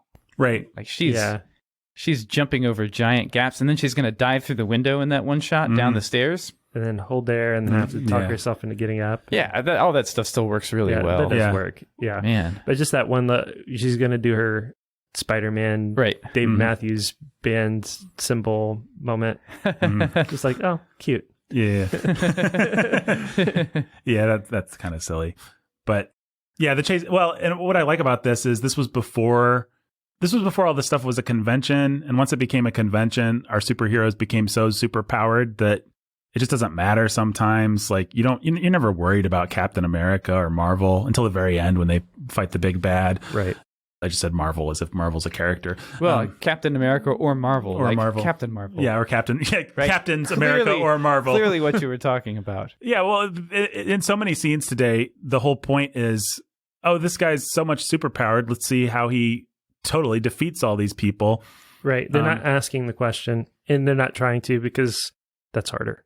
Yeah. Right. So it's just like, how can we show you how cool this character is right now and give you some moments where you pump your fist. You're like, oh, he's that cool. Yeah, you really don't get like every scene in Indiana Jones. It's like, oh no, he has got to fight all these guys. What's he going to do? You don't. How do I create a suspension of disbelief and get you so caught up in the moment that the movie's called Indiana Jones and we're still in the first act. Mm-hmm.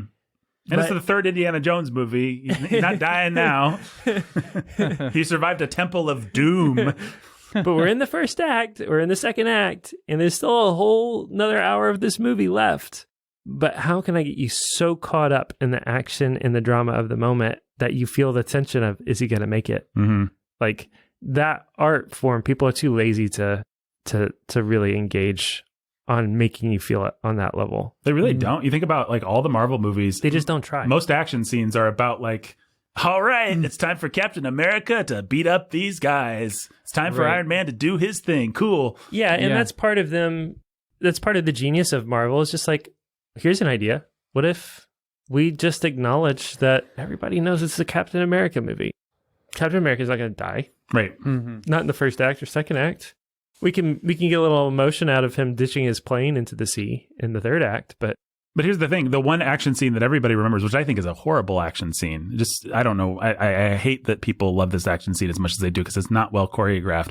But the one scene, because the drama's there, that everybody loves about Captain America is the elevator scene where all the guys get in and they surround him and he stops the elevator. It's just like, what's Captain America going to do? The fact that we all have to ask that question there makes it the iconic Captain America, like the one scene you could name of Captain America fighting, really. Like all the other stuff is just like, well, there he goes again. But that's the scene. It's because it sets the stakes.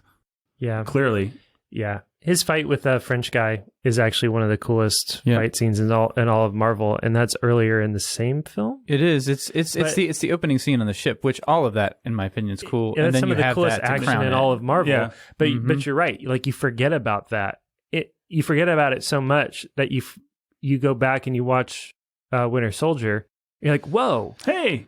Marvel did action at one point. The Russos did action at one point. They like what the heck? Yeah. I know. Where did that go? I know. Why didn't we get more of this? I know.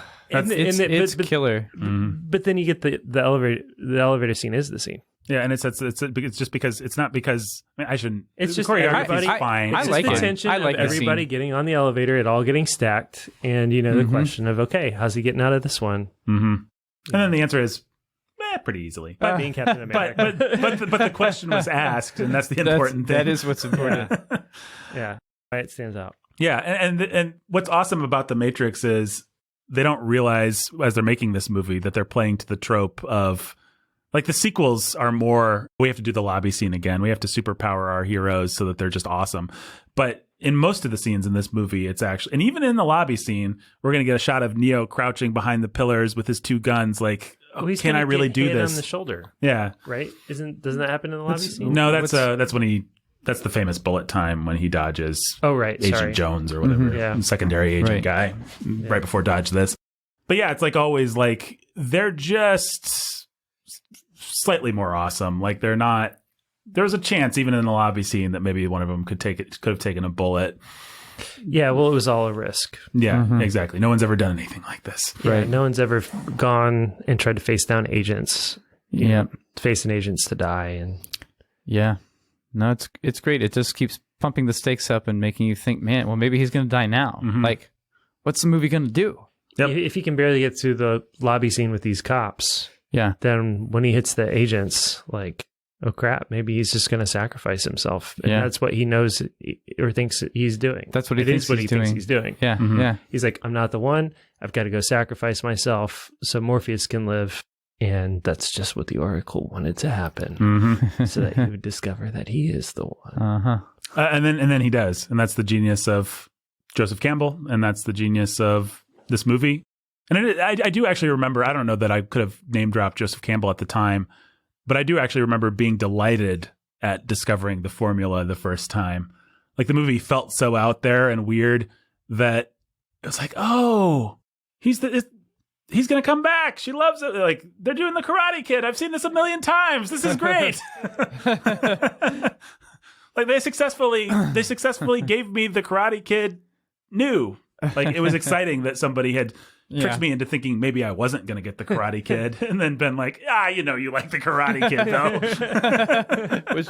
Karate Kid's great. Yeah, it's the genius of this movie. If you can take the oldest stuff, if you can take, will the boy get the girl, and then actually trick the audience into thinking maybe the boy won't get the girl, and then give them the satisfaction that they felt a billion times of the boy got the girl, then those are the best movies. And this movie, insofar as it works, is like that. And part of that too is why we need new IP, right? Like, yes, we always know Spider-Man's going to get the girl. Exactly. You don't actually know who Mr. Anderson is or who Neo is. Like, you don't know what the point the Wachowskis are trying to make about the Chosen One story is. Maybe they hate the Chosen One. Maybe they do. Turns out in the sequels they kind of do. Maybe they want the Chosen One to die and everyone to feel stupid, and Morpheus to have an existential crisis of his own at the end, and to realize there is no Chosen One. There's only just resistance, against the power that you just don't know. And the movie's doing such a good job of successfully asking these kinds of questions throughout the whole process of it, that, like, there really is no guarantee that he's going to come back. And then when they follow the formula, it doesn't feel cheap, because who's Neo? Like, right. And so you watch even a great movie like Spider-Man, the first Tom Holland one, and you're like, oh wow, he defeated Michael Keaton and overcame his personal demons and earned Tony Stark's trust again. Boy, didn't see that coming. Yeah, I'm so surprised. He deserves to wear the suit. Yeah. No way that was going to be the outcome of this Spider-Man movie, because we definitely were going to have a future of Marvel without a Spider-Man. Now that Marvel paid billions of dollars to get Spider-Man back from Sony. It's like, please. Well, that is one thing that felt cool about Amazing Spider-Man 2. Because partly because it always comes back to that. Yep, that's right, it does, Jake. Unfortunately, you can be told about Spider-Man 2. yes, you can. Part of its messiness and its ambition meant that actually you didn't know what the heck was going to happen. Mm. I mean, you knew they were going to do the Gwen Stacy death, but even the way they did it felt like, are they really gonna do it? And then they just left you feeling like they're crazy. Mm. Like Sony's going to plan like 4 other Spider-Verse movies around this and lead up to some other like a 5th or 6th, Andrew Garfield Spider-Man movie, and who knows what they're doing with this storyline. Like they're just nuts. And that was actually pretty fun. Yeah. And that's why it was killed. I know, but man, because they were nuts. If only it makes me sad. If only it had been, it makes me sad been anyway. Good in addition to. I know. So then so basically, you just need somebody insane enough to be unpredictable and stupid, and then that's interesting. And then get a third or fourth pass on that script, and you can have something. Yeah. Well, let's talk about the second scene in The Matrix. So scene number 2, we meet Thomas Anderson, aka Neo, and begin our indelible journey into a great performance by one of cinema's best actors, Keanu Reeves. How do you guys feel about the introduction of the character and Keanu Reeves in general? I like Keanu Reeves because I just do. Yeah. And I don't know, I think he's just a likable guy. But you hear all the stories about like him donating his paycheck on Matrix Part 3 to the stunt team because they made him look so good and they worked so hard. Yeah, and this sort of sweet, humble, self-deprecating, I take roles that come to me and I don't think I'm a good actor, but people want to pay me, and so I just do my best. And he really does have that sort of California stoner. Thor, what's his face, feels kind of the same way. Like Hemsworth, it's very similar. I'm just happy to be here, and not sure how it happened, but they keep wanting me to be in movies, and it's a lot of fun, and I work hard to do. And that's the other thing that I think is sweet about both of those actors. I wasn't going to make the connection, but I connect them too in my mind. It's like Hemsworth puts a ton of effort into just being the pretty sculpted dude bro. Mm-hmm. It's a lot of work and sacrifice, and I mean, to look like that all the time is just crazy. It's crazy. And it's the kind of thing that doesn't get a whole lot of respect because people see it as vanity, and a lot of vanity is involved in it, but a whole lot of work and sacrifice too to just be that guy. Well, and I think and Reeves puts that same kind of effort into things like weapons training and martial arts and things like that, where it's just like he's gonna do it credibly, or he's gonna do his best to do it credibly on seeing the way that somebody would actually do it in real life who was an assassin or was, in an actual combat scene. And that's cool. Like you have a dude that's like, you have dudes that are like not great actors, not a lot of chops, do a couple things well and are humble and sweet and just willing to put in the work. Like I like that. Yeah. I have a great respect for workmen in any industry, and Keanu Reeves does just feel like, and I like the Legend of Reeves. I like the videos of him showing off his gun training, like he can actually do all the stuff. Can actually compete. For John Wick. Like he can reload a shotgun that fast while in a certain pose with one hand and all that kind of stuff. It's just because he works hard at it, and it does add a certain something. And that is a place where The Matrix was pretty influential, by the way. We're so used to it now that we don't really think of it that way. But you take a lot of those 90s action movies, let's say The Rock with Nicolas Cage and Sean Connery. Those guys not doing a lot of training to make sure that they can play those characters. I bet Sean Connery didn't hit the gym once to play this elite super assassin character that he played, and they just kind of cut around it and get stuntmen and whatever. It's fine. But the idea that we're going to have Hugo Weaving and Carrie-Anne Moss and Lawrence Fishburne and Keanu Reeves in, and they're going to learn how to do this stuff. They're going to spend months training so that they can just do the kung fu, and we can have wide shots and we can hold the shots and we don't have to edit around it. It's a fairly recent idea and a new idea. And that's one of the things that I really hate, by the way, about the Bourne movie or the Batman movie, Christopher Nolan style, the quick cutting stuff, is because our actors actually do train up at this point, but then they don't get to show it off. They don't get to show it It's off, edited in such a way as to, you feel like they're editing around the fact that the actor can't do it, whether that's true or not. And it's like, I think a lot of them actually can do it. I mean, there's always stuntmen. Jackie Chan used stuntmen. Don't let anybody ever sell you the hype that, he does all his own stunts. Nobody, not Jackie Chan, nobody has ever done all their own stunts. It's a liability issue. You cannot have your main actor shut down the whole production because he broke the wrong thing or broke anything. And so it just doesn't make dollars and cents. Although Tom Cruise has done that, shut down production by... Yeah, well, Tom Cruise... And Jackie Chan. But that's the brand, and that's part of what you're That's the brand of both of them, both of those men. And even Jackie Chan admitted later in life, like once his glory days were kind of behind him, he said, oh yeah, of course I used stuntmen. It's not that I never said I used stuntmen, it's that I allowed my other people to... I stood by and smiled while other people said I didn't use stuntmen, but I, for certain things have. And also, even if they are not using stuntmen, they're still using trick photography and, we don't actually want Jackie Chan to jump off of it's not that he's not an incredible athlete that did great things. It's not that it's not cool that Keanu Reeves trained up for this movie. And Keanu Reeves has become, over the years, a very credible martial arts star, which is weird because he's got the weirdest body for an action star. He's this tall, kind of gangly. Wispy. Yeah, you don't realize until he's fighting with Agent Smith at the end just how tall and gangly and kind of wispy he is, but he's so weird when his kicks are so weird, and he's just not. He doesn't intuitively have the body of a martial arts star, but he's really figured out. First with Neo when he was a little younger, and now with John Wick and some of there was a movie called Man of Tai Chi or something that he directed. Yeah, he's the villain. Yeah, he plays the villain. It's really fun.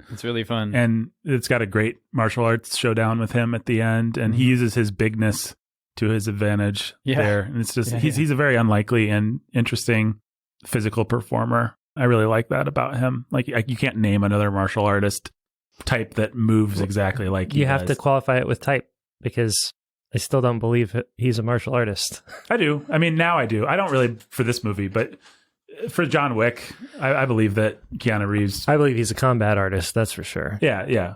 At the very least. Like, I believe he's more or less doing this stuff within the confines of Hollywood ridiculousness. I would say I certainly believe him more than I believe Lawrence Fishburne or Carrie Ann Moss, even in this movie. Like, you can just tell he trained hard and knows how to do the stuff. So he's actually not that tall. Is he not that tall? He's 6'1". 6'1". Well, tall for Hollywood. Tall for Hollywood. They're mostly in the fives. Yeah. But 6'1".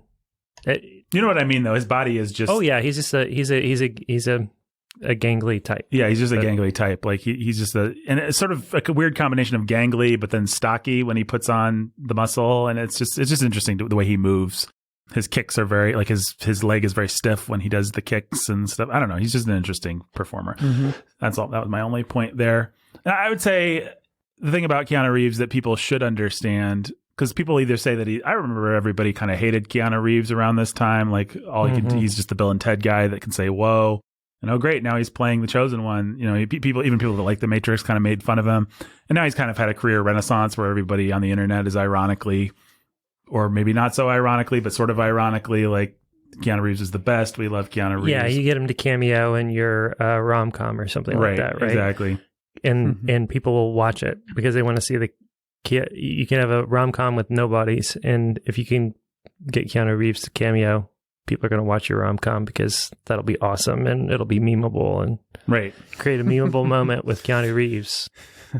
Which is fine, I guess, if that's what people's useless lives allow them to, if that's what gives them pleasure. Great. But I actually think Keanu Reeves does have a real star quality. It's not that he's a good actor. It's that he's a good beer. I mean, I would say he's a bad actor. Like, he can never make a line of dialogue sound like convincing. What would be really great is if they cast him as somebody who had to use a British accent for an entire movie. Yeah. Well, exactly. That'd be really cool. The less said about as great as Bram Stoker's Dracula by Francis Ford Coppola is, the less said about that, the better.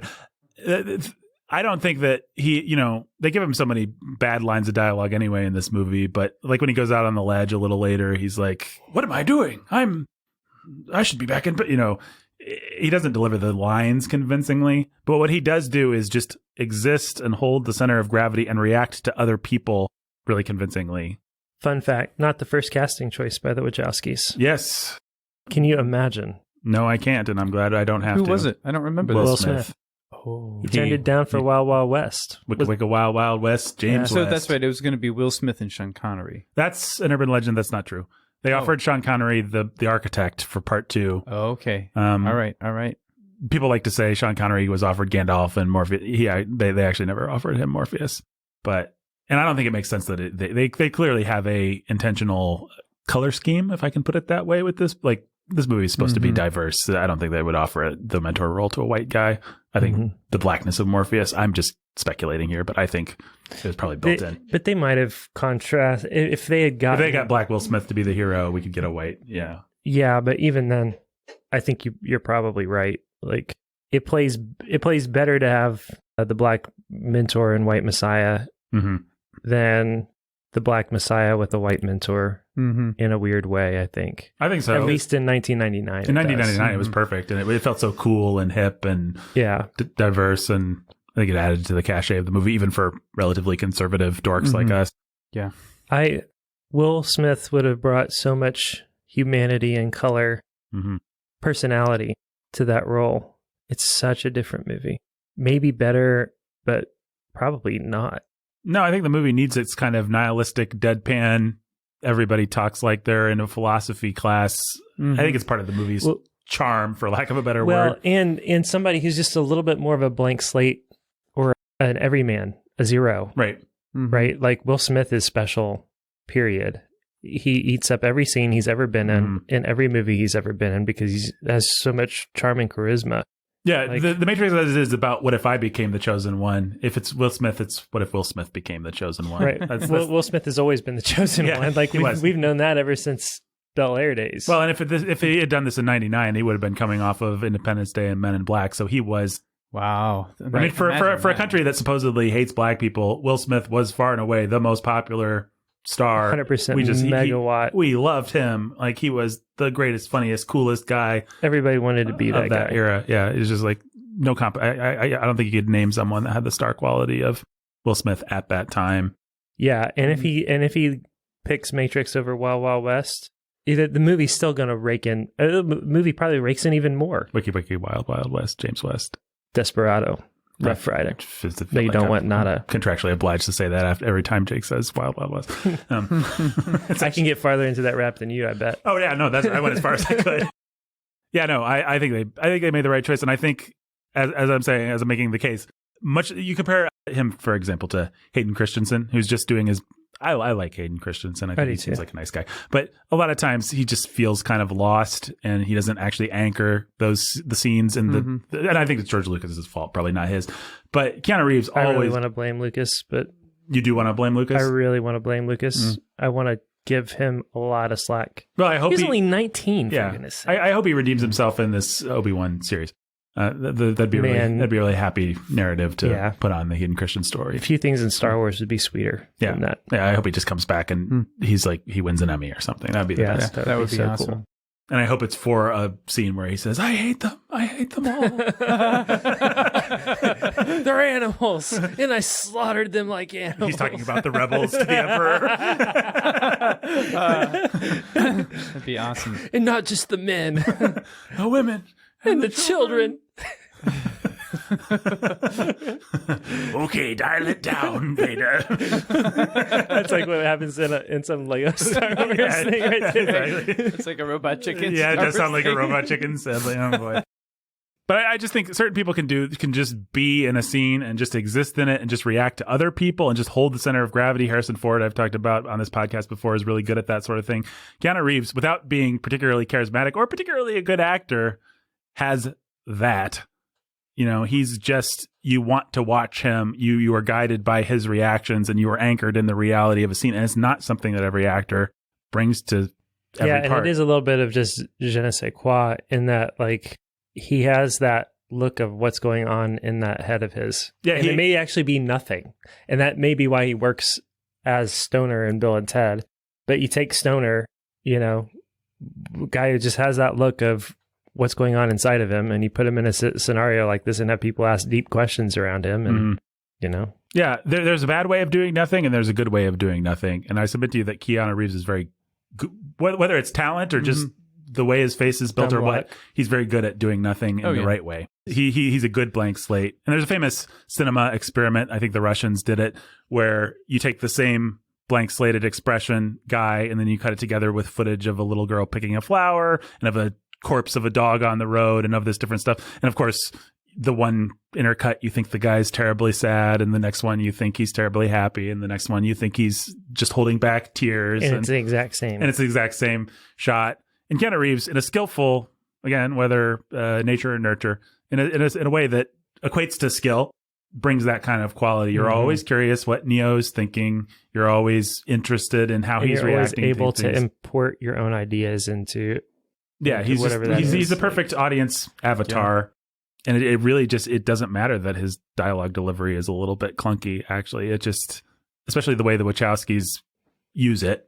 Right, which, he plays like what, if you want to say that he's a semi-autistic hacker type, you can do that and get away with it. It's all plausible.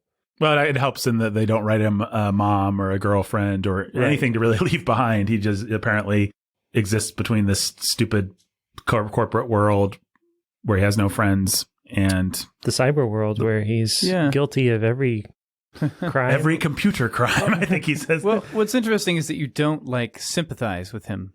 Yeah. Right? It's not like you feel his plight and difficulty and you're like, it's like with Bruce Willis in Die Hard, you actually feel sorry for him at different points and you're like, oh no. But with Neo, no, you're just absorbed. You're just absorbed into Neo. Yeah. And if you feel anything, you feel his loneliness, but it's your own loneliness, maybe. That's, No, I think and that's the desire for a tribe of people that understands you and that understands how jacked up everything else is, and you can share ideas with or something.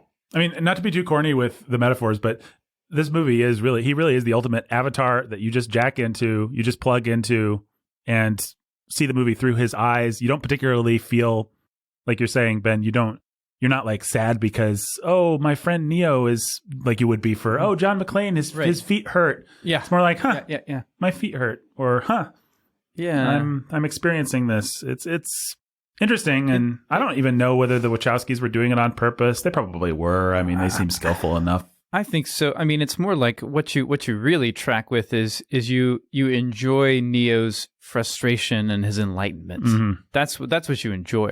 But it's not because you care about. I don't know how to put it. If you feel any suspense, it's, oh boy, I've had to pass a test before. Like, it would be nice if he makes this jump. Yeah, and he's probably not. I know he's not going to. So, that's kind of awkward. No, that's true. You feel a suspense during the training section, or I do at least. Or you feel the tension even of the very first test of, is he going to be able to make it out the window and do the thing? And that tells you right away that, oh no. In a normal, what I would expect is he would suck it up and make that jump. But instead, he's being carted away by Agent Smith here. Well, that is how lopsided the movie becomes if Will Smith's in it, like you were saying, Jake. If Will Smith goes out on that balcony, you're like, oh yeah, Will Smith doing another crazy Will Smith thing. I know he's going to be fine because he's Will Smith. Mm-hmm. He's Agent J. He does these things. Like, but Keanu Reeves is just like, yeah. Ted's being kind of serious in this movie. I wonder what's going to happen with that. But then that plays pretty strongly when Will Smith is like, I can't. You can see it. He would make it work. There's a plausible version of this movie that's awesome with Will Smith, and maybe it's 1 billion times more successful. Probably makes 1 billion times more money because he was really hot at that time, right? Commercially. The other thing that's interesting about this opening scene and this movie in general is that it has gone from being a really contemporary movie that felt so cutting edge to being, I think if we'd watched this 5-10 years ago, it would have felt kind of clunky, like, oh, they're using those computers. But now it's actually come full circle and it's retro. Yeah. Like, this is just a retro movie. I think we're watching it on the cutting edge of when it's retro, actually. Like, 90s nostalgia is kind of maybe even past now. I don't know where we are in this cycle. No, we're deep in 90s nostalgia. We're in 90s fashion right now. Yeah. It's one of the most stupid and egregious discouraging cultural mistakes that have happened in a while. Yeah. Yeah. It's just like, are we really Are we really doing baggy pants and cargo pants and oversized flannel shirts and crap like that again? That really? Style of sunglasses is back, and the scraggly hair and it's too bad. Yeah, can we just skip? If we could skip the sort of heroin chic, like the really skin and bones ladies, that would be a nice thing to skip. Not happening. Not happening. We're going to do that too. Yeah, we've been doing it. Yeah. Oh well. Well, it's what's weird about it is the filters that I think probably all of us have. It's everywhere, but what you see is avert your eyes from somebody who is still living in the 90s. And what you don't see is, oh no, actually that person is cutting edge, hip, cool. Yeah. And once you realize that, then you have like the perspective shift suddenly, and then you see it everywhere. It's like, oh, okay. It's when we go to work, when we go to school, when we pay our taxes. I don't know. How did the technology strike you guys in this movie? Because there's certain screens that look really stupid, and then she pulls out that dumb thing to suck the squid out of his belly, like that clunky. Were you guys tracking with real? Were you guys like, this is nowtro, retro, or weird-tro? Like, this movie doesn't hold up like I thought it would. It's its own little. I didn't experience it as retro. I experienced it as a cohesive. This is just what the Matrix looks like. This is just what kind of like Star Wars or something. Yeah, it's its own thing. Even in the sense of, I thought part of how that played really nicely is, most of the tech that you actually get in the ship is pretty nondescript or whatever, and feels sort of like cobbled together, like what you might find on the Millennium Falcon. Right. But then in the explanation, we're actually in the year 2360 something. We can't be for sure. 2199, I think. Yeah, okay, but it doesn't matter. The point is, it doesn't matter. $21.99, Jake. Thanks. I really appreciate that. Don't matter to you, Jake. Try paying attention during the movie, Jake. Thank you for that very important correction. That is very helpful to my point. The point is, the Matrix, the computer is locked into 1999 as a really great year. The peak of our civilization. A really great time to just kind of keep everybody locked into. And so even like that's kind of true, actually. Like, things were pretty great in 1999 relative to everything else. 9/11 hadn't happened yet. Will Smith was at his height, and things were cool, and the internet was a thing, and a lot of. So just all that stuff is just like, it doesn't have to be futuristic, and it doesn't have to be anything else. It's like the machines recreated 1999. So yeah, it's okay. So that's just where we are. It's its own weird sidebar. Yeah, and the movie's so stylized anyway, with the green filters. And everything. It doesn't really. And everything just kind of lives in its own little world. It's self-contained. Yeah, yeah. The only places where I was jarred, cell phones always throw me. It's always weird to watch a movie like The Matrix and realize they only had flip phones at the time. I mean, it doesn't bother me, but it's just like always kind of like, I forgot cell phones came out like less than 2013 or 2007, or when did Steve Jobs do the first iPhone? Oh, it wasn't before 2007, I don't think. Yeah. But anyway, the lack of an iPhone or a smartphone always throws me. And that dorky machine that they used to remove the bug felt really like a crappy 90s trope. Yeah, there's certain moments. It's always interesting, like in a Star Wars movie when he says, "I'll see you in hell" in Empire Strikes Back. It's like, we don't talk like that in Star Wars movies, but they didn't know what people talked like in a Star Wars movie, so they talked like that in that one. The Matrix had a few moments like that where it's like, if you were going to do this movie knowing what the Matrix's legacy was, you would do it differently, but you didn't. So you did it this way. I mean, why do we end the movie with, there's a big kung fu fight, but then Neo's just like running around and trying to get away from Agent Smith, and there's no floating stuff or ethereal stuff or anything. Like, there's a lot of stuff that you would do differently if you knew we're making the Matrix. Okay, so we meet Neo. He gets the cryptic instructions. The mescaline guy shows up and got the tattooed white rabbit lady. Yep. Invites him into the world that he's going to be redeemed from. according to Ben's reading of the text. Redeemed into.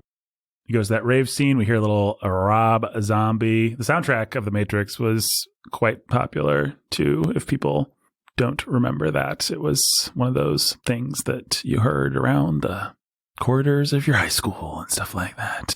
I don't remember that. Oh, really? Maybe it was just my neck of the woods. But if I was going to name like the 90s soundtracks that people owned, it would be Jurassic Park for whatever reason. I mean, it's a nice soundtrack, but it's just weird that so many people bought the CD that I knew.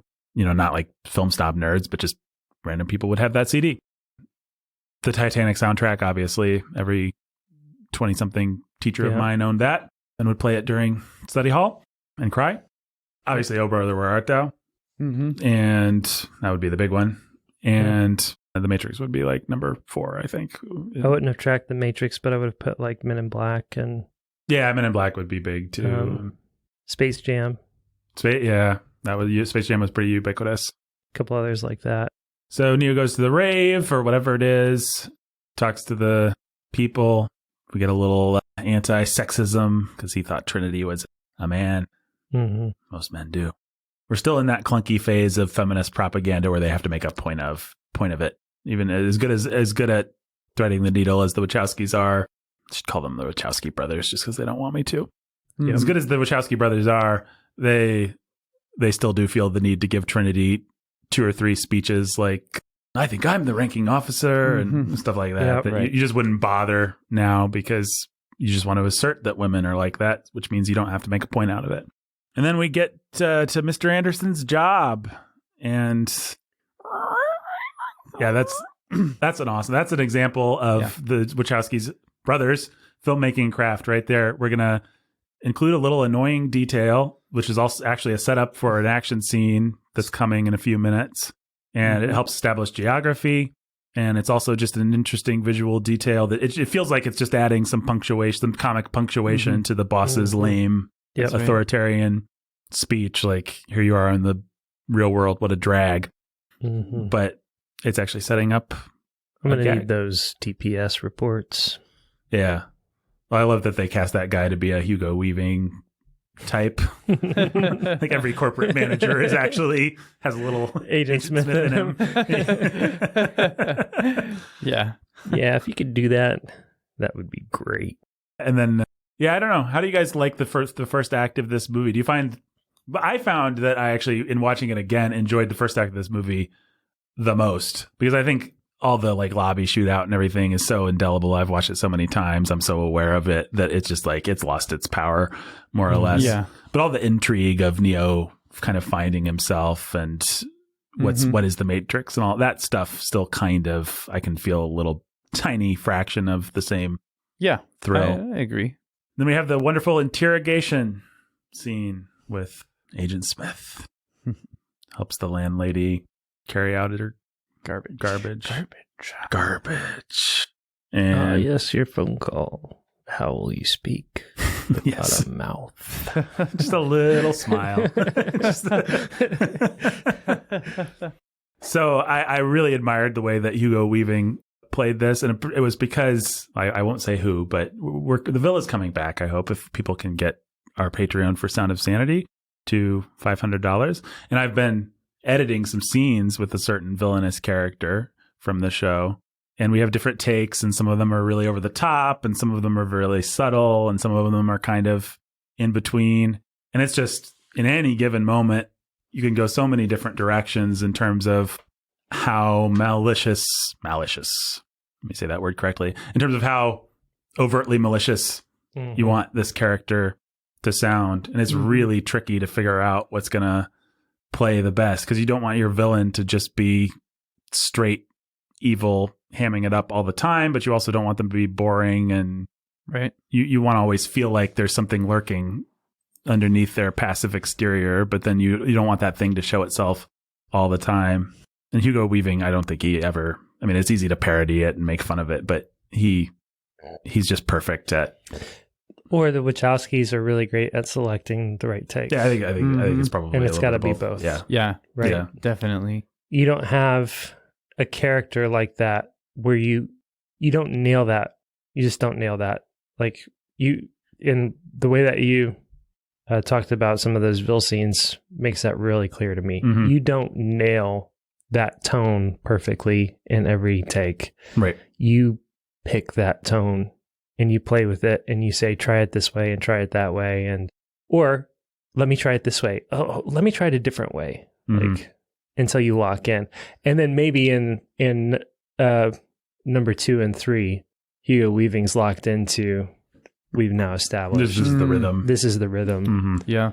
But something that sort of unique and iconic, it's really hard actually in retro. Hugo Weaving, very talented.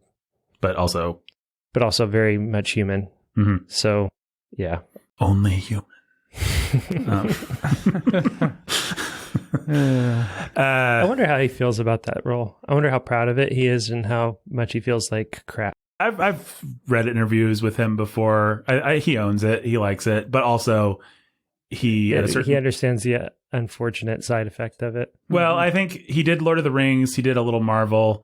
And then there's a reason he didn't come back as Red Skull. And I don't think it's just because they couldn't meet his price. I think it's because he's just like, this stuff, it was fun to do it when I was a little bit younger, but it's not fun to do this stuff anymore.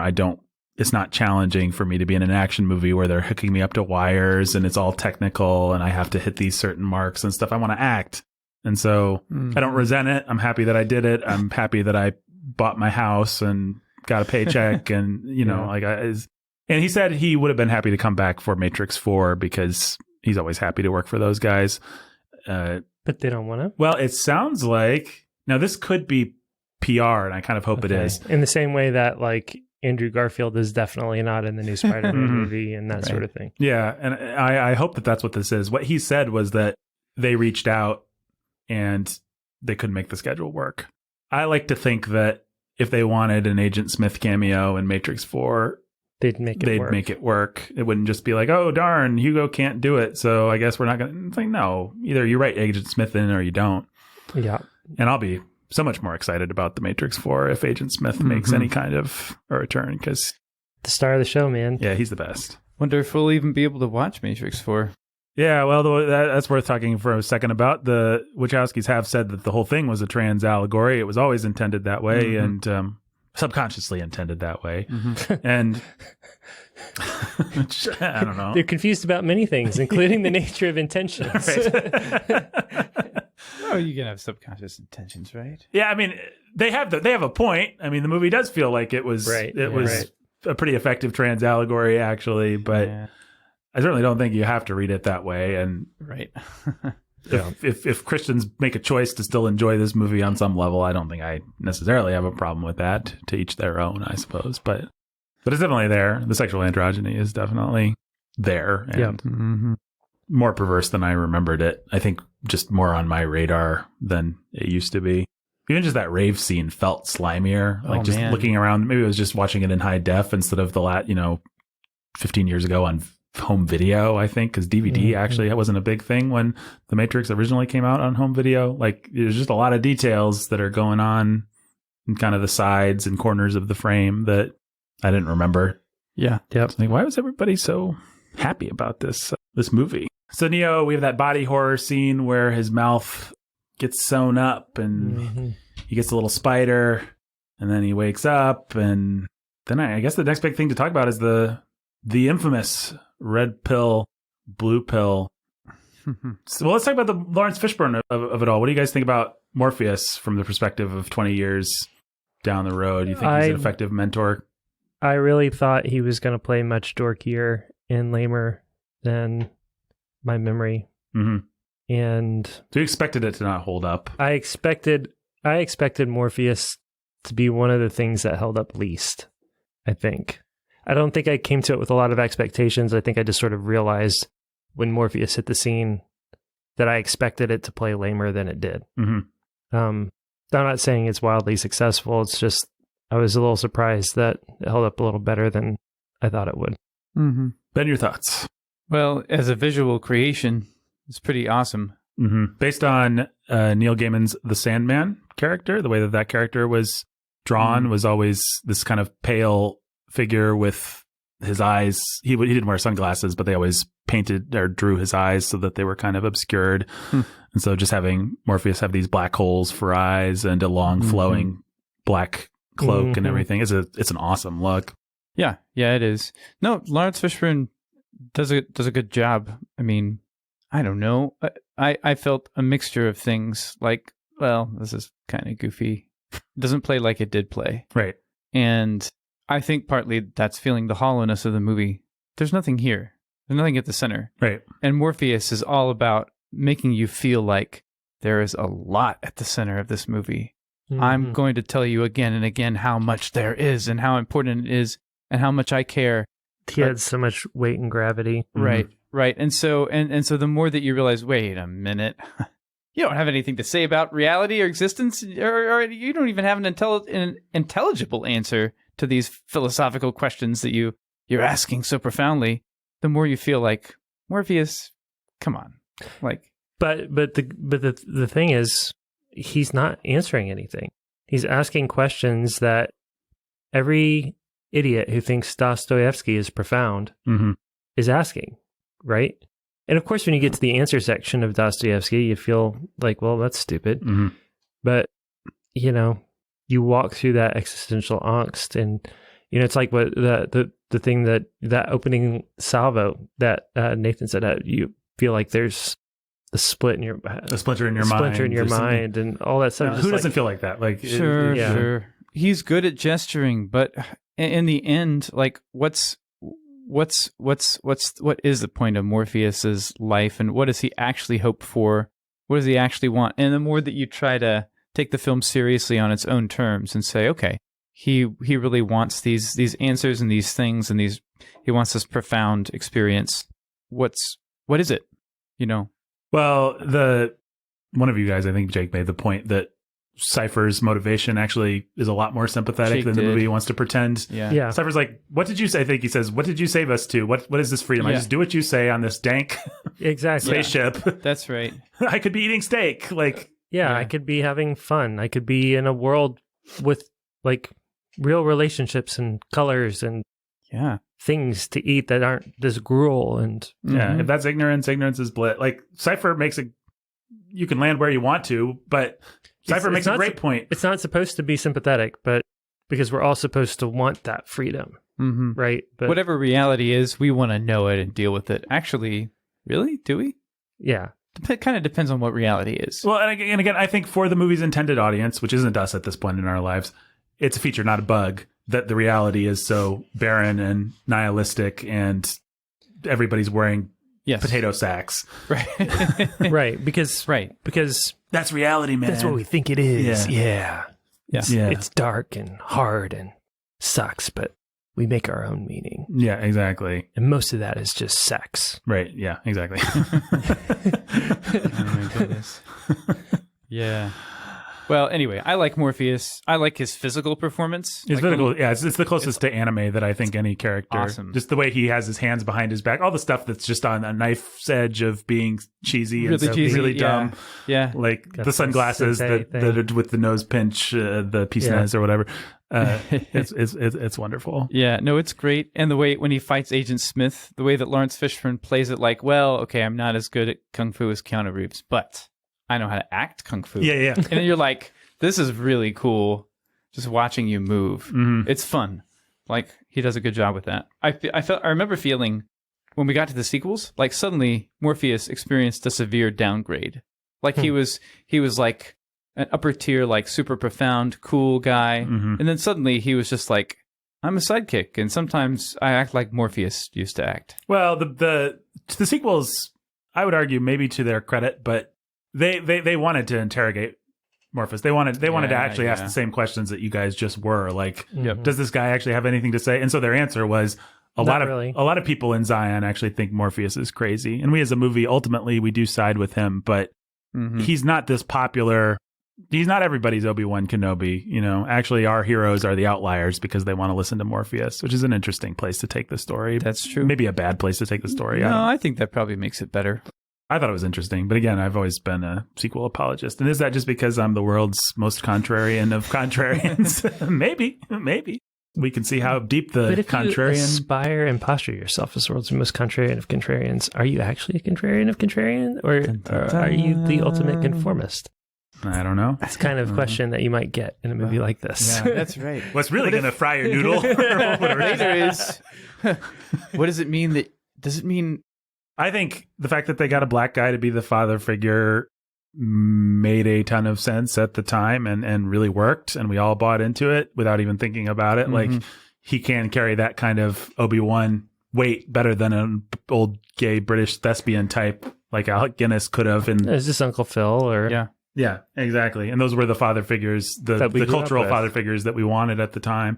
I liked, in going back to it, how crazy Morpheus actually feels. Like, you can tell, because you see the first time you see Morpheus, it's a little newspaper clipping and it says like terrorist or something. And Lawrence Fishburne is clearly playing that. He's playing this zealot with a weird messianic light in his eyes who just has this half smile. And to me, that does feel like the kind of person that you would follow down the rabbit hole, actually, a little bit more than like a Gandalf or a Sean Connery type. Like, you could see why it might not be good, but you could see why someone would buy into absolutely like a good cult leader.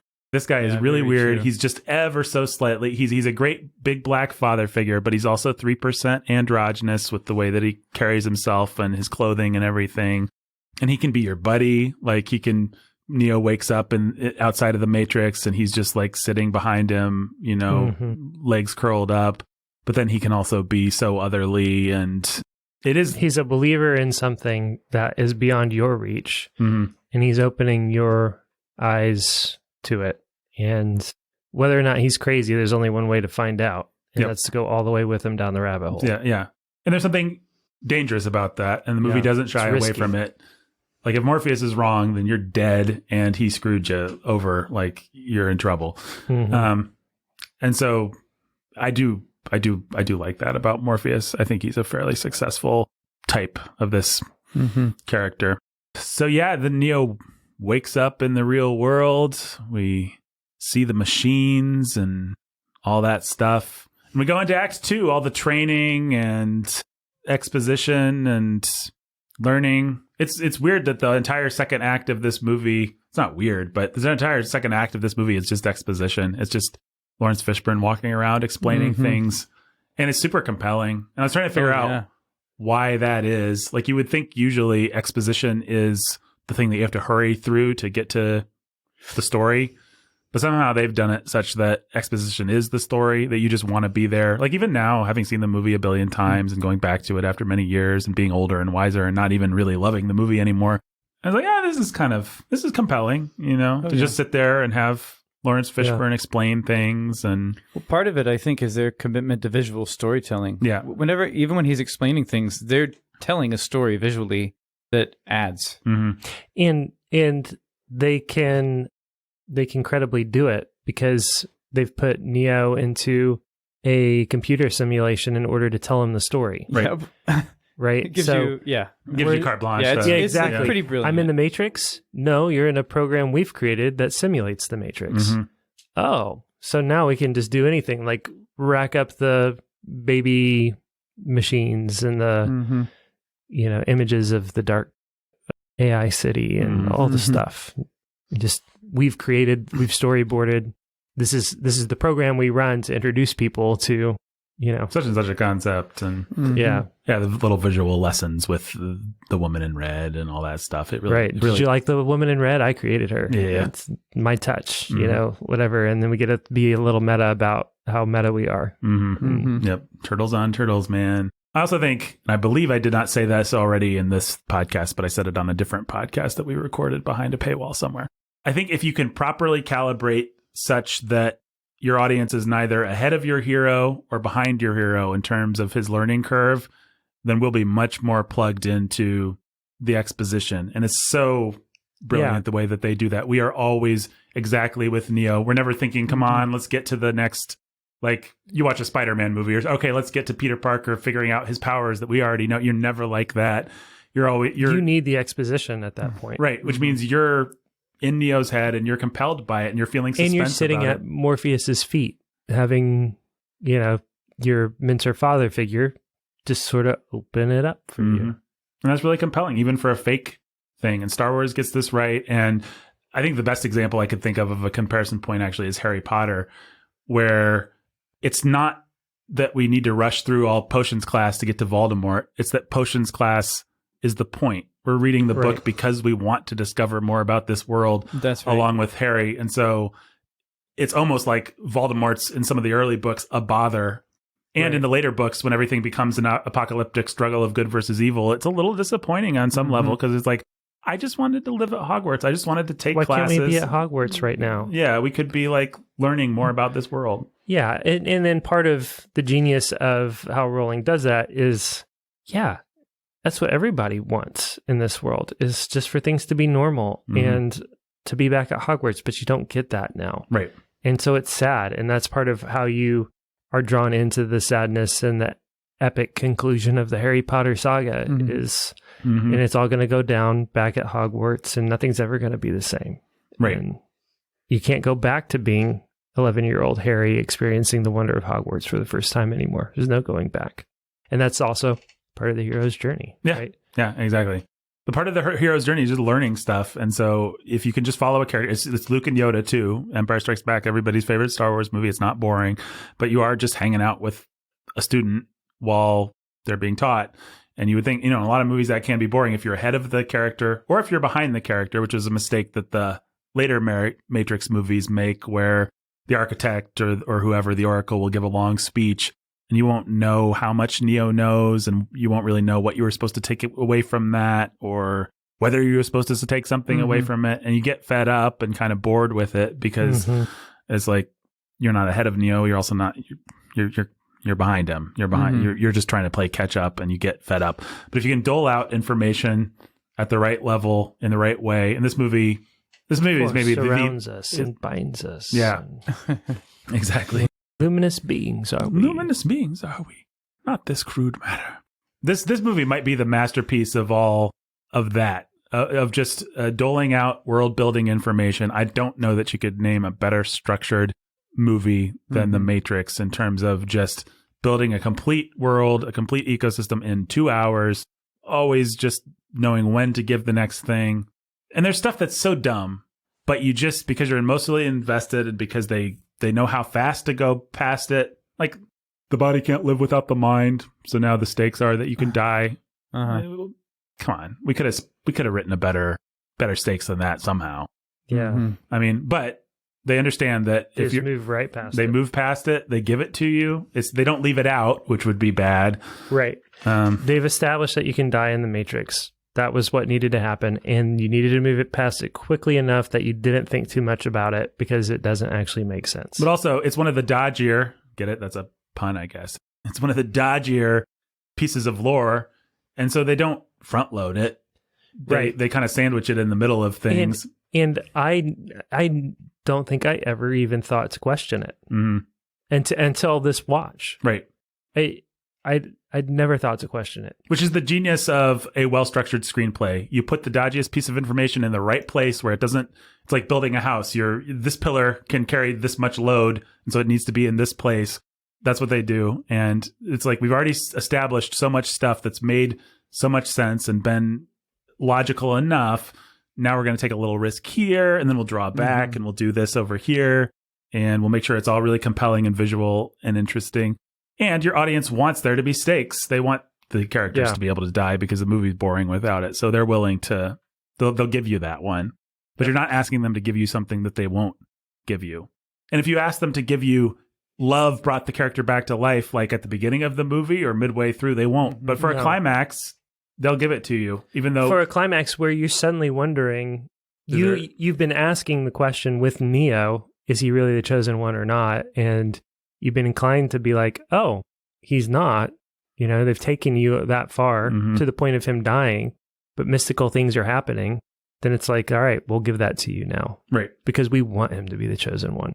Yeah. And so we'll give a lot of rope to get that thing that we want, which is actually cue the music. He's the one.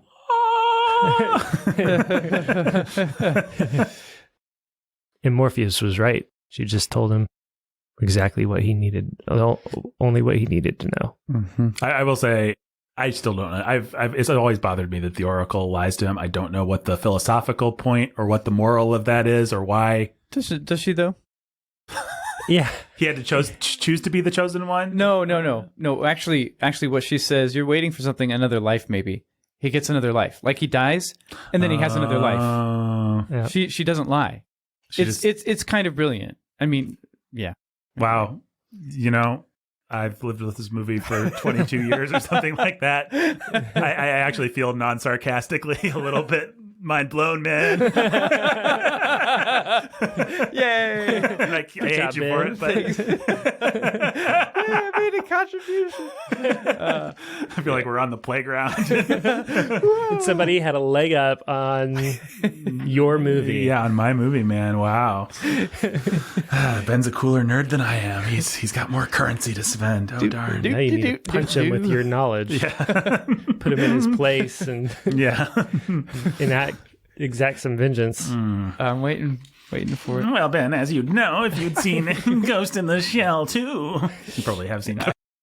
I guess we should talk a little bit about the Oracle, as long as we're there. Another Black Lady authority figure. The two actually trustworthy, warmish characters that are these black characters, which is interesting. Yeah, although she plays much more into that's considered a racist stereotype than anybody in the movie. The magical Negro type. But you always want to forgive that because it's really effective. She's really warm and maternal and authoritative weird. And mystical and mystical. Yeah, I mean, and down to earth at the same time, and she does an amazing job. Yeah, actually. It's really nice. It's really well done. Well, again, in terms of perfectly calibrated screenplay, they are going for this cold, nihilistic, dystopian thing, but they know exactly when to bring. I was about to say a little color, but that sounds racist.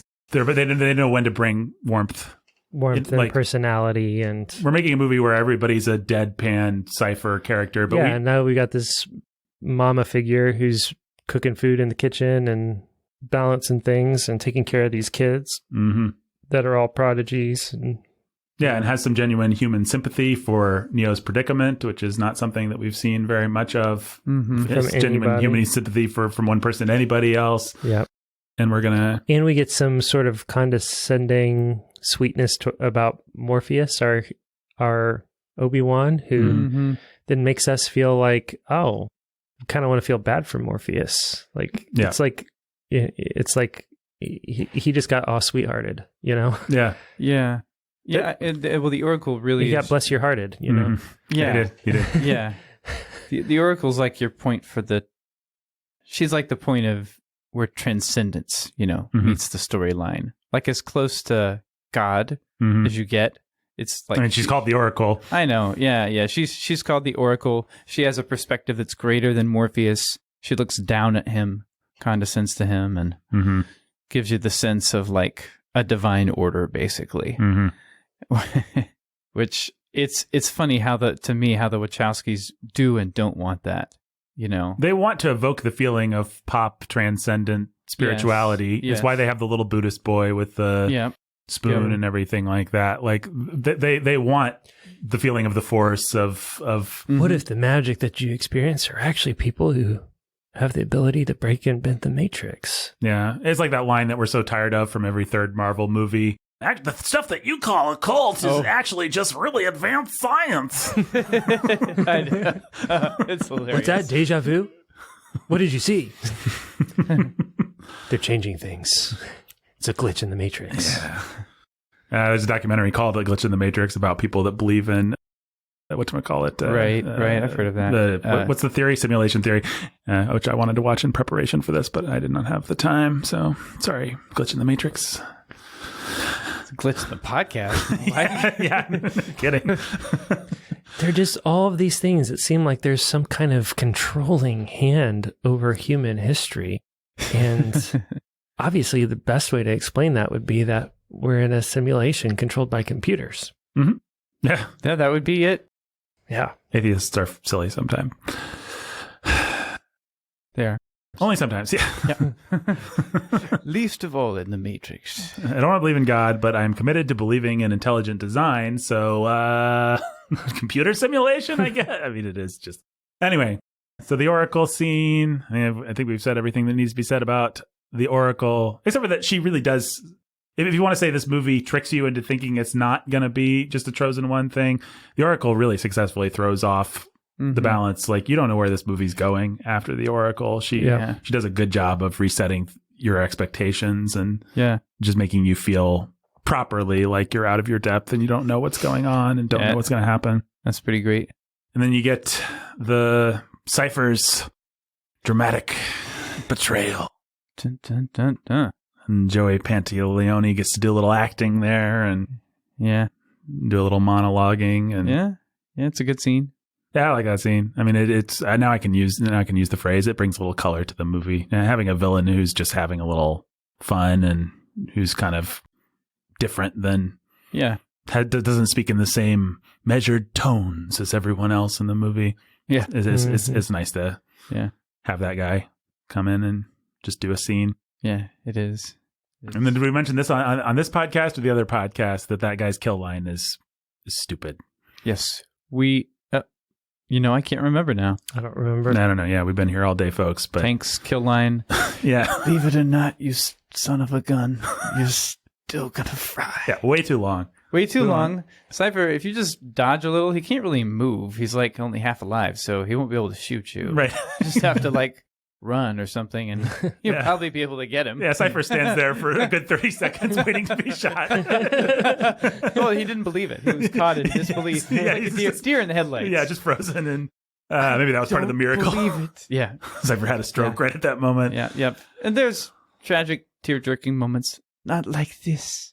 Not like this. Switch! Switch and APOC, we never knew thee. No, we really never did. Yeah, I feel maybe a microscopic twinge in the heart for Tank and what's his brother? And Dozer. Yeah, I feel definitely, I always felt a twinge for even for Mouse. Even for Mouse. Yeah.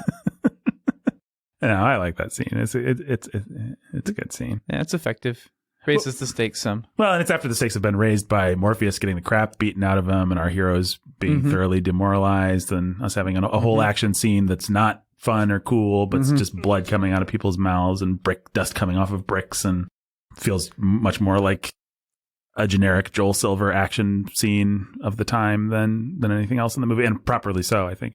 So yeah, then we go into the climax of the movie, the third act.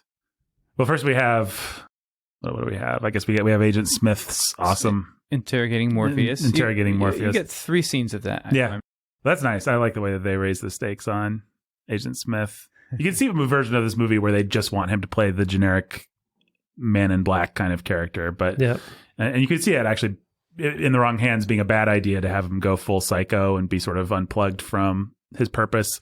But I really, maybe it's just Hugo Weaving's awesome acting, but I like the way that they do it. Agent Smith becomes a more threatening and entertaining villain. Like the dinosaur. There is one other organism on this planet. The virus. Oh, man. Yeah, it's great. Yeah. No, it's really fun. It's wonderful. And I like that the other agents are confused by Agent Smith. Like, what were you doing? He doesn't know. I mean, all of the agent stuff is actually pretty fun. Yeah, it's great. It's great. And it's a wonderful way of repurposing the old trope of Men in Black for a slightly different and more sinister purpose after it had been thoroughly sort of made silly. And Men in Black, the movie, which I think was just 2 years before this, 97, I want to say, 96 or 96 is Independence Day. I think 97 for whatchamacallit, Men in Black. So making the Men in Black malicious again, wonderful. And then nothing is more scary than nondescript white men in suits, and nobody's more killable. Yeah. Well, I don't want to agree with that because it, goes against everything that we say on all these podcasts, but it is true that they make awfully compelling. If you want to feel good about killing innocent people, just have them all be co-opted and inhabited by nondescript white men in suits with male pattern baldness. Mm-hmm. Well, that is the other piece of exposition we should probably... Oh, go ahead, Ben. I was just going to say identity politics is what I was thinking watching this movie. Mm-hmm. I mean, every Christianity is identity politics in some broad sense, but that just like, what Jake said, these guys are all possessible, controllable by the white power. Yeah, the white power controls. It's systemic and takes over. Yeah, and it is the systemic controller of all of this that needs to be eradicated. So anybody can embody this white maleness or be embodied by this white maleness, and once they do, then the only solution is to kill them, eradicate them. Well, but it may even be that the best way to go about dealing with the system is to kill them before they can be, quote unquote, possessed, because they're in the status of being an extension of that power. And of course that really comes in the later movies, but it's like, oh no, there are innocent people here, but they're not innocent because they're all capable of being inhabited and embodying white maleness. Mm-hmm. And so they're all part of the system. They're all part of the system, and therefore they're a threat. So kill them, kill them, kill them, kill them, kill them, because the only thing that matters is the end, where we deconstruct the society that's been constructed for us and can rebuild something new. And then the people that we didn't kill can be set free and join us. Yeah. Mm-hmm. But the only way for them to be set free is for us to kill the crap out of everybody that's in our way. Yeah. Yeah, no, it's incredibly potent and scary and really depressing to watch, especially the scene, the red dress lady in the red dress scene where Morpheus explains this philosophy in explicit language. Yep. And just tells us until they're unplugged, they are the enemy. Yep. And he's setting up the fact that we can just shoot some poor cop who's eating a donut. There's no cops that are eating donuts. I'm sorry, cops that are listening to this podcast, but some poor guy just reading the newspaper. He came into his job and we're just going to blow him away. And then we're going to have the guy be like, send back up. And then she's just going to fill him full of, riddle his body with bullets. And then we're going to get a nice overhead shot where we see all the dead bodies of the cops full of nice bloody holes for a second while they gather their wits for the next shootout. Right. Yeah. And the only people we don't have to turn into men in black are, of course, cops. Mm-hmm. They can just be normal people as they are. They still embody... They are the system that needs to be destroyed. Right. To begin with. We don't even have to make them into a metaphor. They exist as their own metaphor. Mm-hmm. Well, and not to give this movie too much credit or too much blame or to make it more important than it is, but it's just very striking to me that the people that run our world right now, the people that are responsible for Black Lives Matter, for Antifa, for various movements that dehumanize the enemy that is part of the system, they all grew up with this movie. The 40-year-olds that run things, the actual corporate overlords, they were 20 when this movie came out. They had their messianic figure tell them that if someone's still plugged into the system, they are our enemy. So not to overstate my case, but did this movie have a negative societal impact? Absolutely. Yeah. No well, question. and then there's everything downstream of that just continues. Guardians of the Galaxy stuff we always talk about. Yeah. The stuff we talk about with Guardians and that sort of thing. Yeah. It's just like, you're with us or you're against us. And however innocent in and of yourself you may be, you're part of the system and therefore guilty of all of it. And are just as, your death is just as essential as the death of the system. It's just the cost of doing business. In order to make an omelet, you have to break some eggs, as the famous butcher once said. Yeah. I mean, our heroes are terrorists, actually. If you want to think about this movie the right way, it is the story of people who say, we want to tear down a system, so that means we can just kill whoever we want, and we don't have to have them draw their gun first. We can just execute, we can just plant bombs. When you hear people talk about in the world of the Matrix, Morpheus being the most dangerous wanted man, it's presumably because, and this is part of the implicit story, he did things like that all the time. I mean, he's just known as a terrorist, and that's who we're celebrating in this movie. For. I mean, I always I don't like it when a Columbine type incident happens and people want to blame Hollywood. I think Hollywood has some blame, but also physician heal thyself, we're all sinners kind of thing. Realize you have depravity. We don't have to find an outside source to blame it all on, whether it's lack of gun laws or whatever. That being said, I do think this movie is in some sense socially dangerous. I don't like the idea of a teenager watching this movie in some ways, it's more dangerous than the people who opposed it ever knew how to give it credit for. Right? It's not that all they knew was it glorifies violence and guns and makes black trench coats cool. But it was doing something much worse and much deeper psychologically on all of us. And it was a part of, and this is that chicken egg sort of thing that we started with. You know, it's embodying a mindset that has been taking over society at large, through our school and university systems in particular for decades upon decades. This is a part of the cultural Marxist movement. This is intersectionality. This is critical race theory. This is, there are the victims and there are the oppressors. And if you are a member of the oppressors, or if you are even plugged into the oppressor's system, then you are not human and you should die. You need to get woke. And if you are not woke, and if you're not one of the woke, then you are a part of the system and therefore a perpetuator of it. And you are guilty. And it doesn't matter how ignorant you are of the fact that you're plugged into the matrix. You're not woke. And so you must go. You have two choices: get woke or die. And I think on some level, the movie plays, and this is not to its credit, this is to its detriment, but the movie is more entertaining for that reason. If you, as I said before, if you knew that those cops were all just computer programs, it wouldn't feed your bloodlust and your whatever enjoyment you're getting out of it as much. I mean, I'm sorry to be a downer if anybody just likes the cool action scene. I like the cool action scene. I grew up with the lobby scene. I love it. But there's more of a kick to that scene. There's more spice to that scene precisely because they're executing all of these people. And so, I don't know, still pretty well choreographed little piece of cinematic ballet, though. Yeah. I guess we've talked about the lobby scene. I mean, is there anything else to say about that? I don't think so. So then you got bullet time, you got dodge this, you got the helicopter scene, you got a bunch of really great classic action that totally still holds up. The best bullet time when he does his little right before dodge this is great.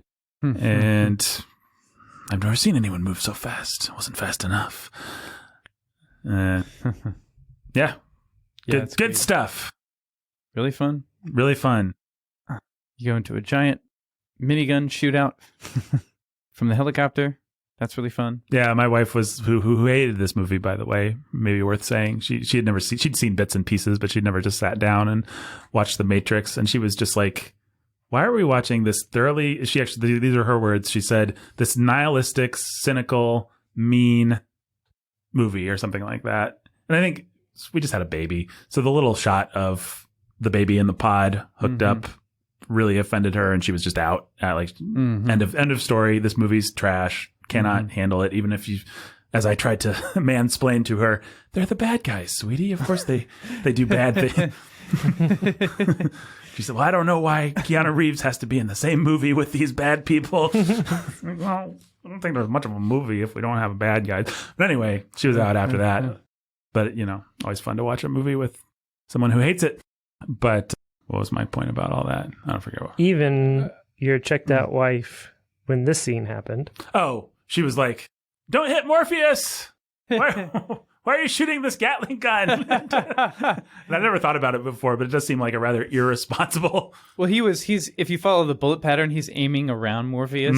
It's actually a pretty carefully constructed idea for the scene, which makes it fun. Yeah. Which makes it fun. It actually, anyway, you just notice how Neo's aiming up and down the room in these strokes to get all the agents, but not Morpheus. So. Yeah. Well, and I love the water, and the Wachowskis just always know where to add a punctuation mark to a scene. So the bullets raining down from the helicopter, things like that. Like, let's just pause, let's breathe, let's bask in how awesome guns are. Yeah.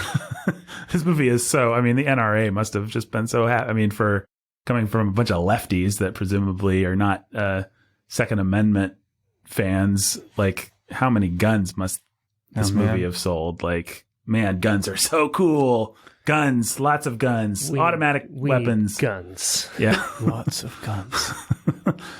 I mean, you cannot name. It's just, it's funny. Those hypocrites in Hollywood, Hollyweird. So yeah, I think we're to the big martial arts showdown, the Karate Kid ending, the subway fight, which I still think is awesome. It is awesome. I think it really holds up. I think it's one of the best kind of martial arts showdown, certainly of its time, and certainly in the West. Like you could name a dozen, Hong Kong movies that do that kind of thing better, I suppose. But in terms of just a mainstream American movie, I don't know that could you name a better mono karate fight type thing in an American movie off the top of your head? Even if I could, maybe I think what I'd have a hard time coming up with is one that did more storytelling. Because it's you established Agent Smith so well and Neo so well by this point that you're watching the drama of like Neo's self-confidence and how strong is he really in a way that's just more exciting. And you have the sci-fi context, you have, I don't know, some reality bending going on that explains the wire fu, and then you have them just dialing it in completely with the editing and the score. Bum, bum, bum, bum, bum, bum, bum, and at that one beat, he's smashing through a pillar with his hand, and it's just perfect. So I don't know, maybe there is a better one, but it's hard to think of, especially after you've just seen it. Right. Yeah, it's like, well, that was so cool. So you're saying this is better than Charlie's Angels Full Throttle? Nathan, I couldn't say that in good conscience. I think you could say that in perfect conscience. Oh, man. Have you actually seen Charlie's Angels Full Throttle? I remember something about Demi Moore falling through a floor into fire or something like that. Okay. All right. In the movie. But yeah, I don't remember much. But I would have been in my, it's a movie that's come out, so I guess I have to see it phase back then. So I saw a lot of garbage, unfortunately. We haven't really talked about the score. The score rules in this movie. Yeah. And still holds up. And super influential. I mean, that whole, not the first movie to marry sort of a club music aesthetic, with action, but the best, and everybody's done it since then. And yeah, and the main score is not, of course, techno-y really, but it's using what sounds like train whistle sounds, that kind of dissonance, and then it's using percussion really effectively, and it'll give you these little kind of leitmotif almost beats or melodic beats from time to time. Stuff that Hans Zimmer does really well, but this is not Hans Zimmer. It's another guy, Don Davis. Yeah, and I like this better than anything that Hans Zimmer has ever done, I think. Really? I like being able to, maybe call me a schlub who doesn't maybe Hans Zimmer is beyond me. It's entirely possible. But I like that The Matrix gives me hooks. I like that it's always going to go, and have the little horn thing when somebody does something really cool. It's great. Yeah, I love the score. I think a large part of the immersive feeling that you felt of this world is just through that score adds so much. Oh yeah, absolutely. I mean, remembering it was like remembering a song that you liked when I was a teenager. Like this, it's like the song would play through my head, and I would hear the music and see the edits, see the shots, and it just grabbed me. It's good stuff. Yeah. Let's see here. Yes, then we have that big long chase scene, which I always forget about. Like Neo spends a long time running from Agent Smith, and then he gets shot, and then he's resurrected by true love, as one is. And the audience is completely ready to just go along with it. It violates every rule of the movie. He's dead. It doesn't matter. It's what we want. And we all are sort of aware that it's following a trope that we've seen before, and we're happy that it is. And I actually in this viewing felt like they are sort of laying in that Trinity likes him. Watching it as a kid, I was just always like, no, I don't buy this romance. Even then I was like, this is incredible. It actually felt more credible now. Not that it just still doesn't feel credible to me, but you can see that they're doing it. They have all the little beats where she's like, I just want to say, oh, never mind. Like they hit those beats, but there's nothing in the relationship to what does she love? Why? Yeah, the two stars don't have a single lick of chemistry. The time they have the most chemistry is when they first meet in the club, and they have to pretend like they love each other so they can or that they're into each other so they can have a discreet conversation. And she has to wear a dress and pretend to be like a femme fatale, like a woman. And it would be like in a movie, which actually adds a little something to... You don't say. Yes, well, I think by the time you get to Revolution, like Trinity's death scene. Oh, spoilers! Sorry, folks. I'm just trying to hold back the tears. They have some chemistry. They have enough of a shared relationship in the movie that it feels like they built something and it works. You know, you buy, the woman I love is dead. I'm really sad. It works. Yeah, it was something that they had to try and do. It was one of the challenges of the sequels, and sometimes they're more successful than others. But yeah, I don't know. It's interesting. What did you guys? So Trinity is the template for so many female characters. You know, Scarlett Johansson's character. Things right. Trinity was kind of she's not the first woman that kicks butt, I guess we have to say on this podcast, but she certainly is kind of one of the iconic templates of Kung Fu woman in wet leather that can do this kind of stuff. How'd you guys feel about, did you just think that Trinity was lame on this viewing, or did you think it kind of worked, or like, does she work on an animal sense, but then a Christian sense, you're like, no, or like, what I don't know. How'd you guys feel about Trinity coming back to her 20 years down the road? She worked, I think, like she always did. There's a reason she's so iconic. Yeah. Such a template. The template's all there, and she still feels as gross as she did. Yep. Mm-hmm. Well, it's a tricky thing that they ask. Like, Scarlett Johansson can just be warm and kind of maternal and whatever, and then she can do the fight scenes in leather. But Trinity, it actually feels like they're more aware of the problem. Like, if we're going to make this woman action star credible, we need her to dial down anything that's feminine about her, even in the other parts. Yeah. She doesn't feel as credibly warm or feminine, but that's part of what's gross about her. I don't know. And it's part of why she works and why she's a template, and why ScarJo can follow the template and just give some smiles and have long hair and, you know, come across 1,000 times warmer and more likable and still have her kick butt moments, as we like to say on this show. Yeah.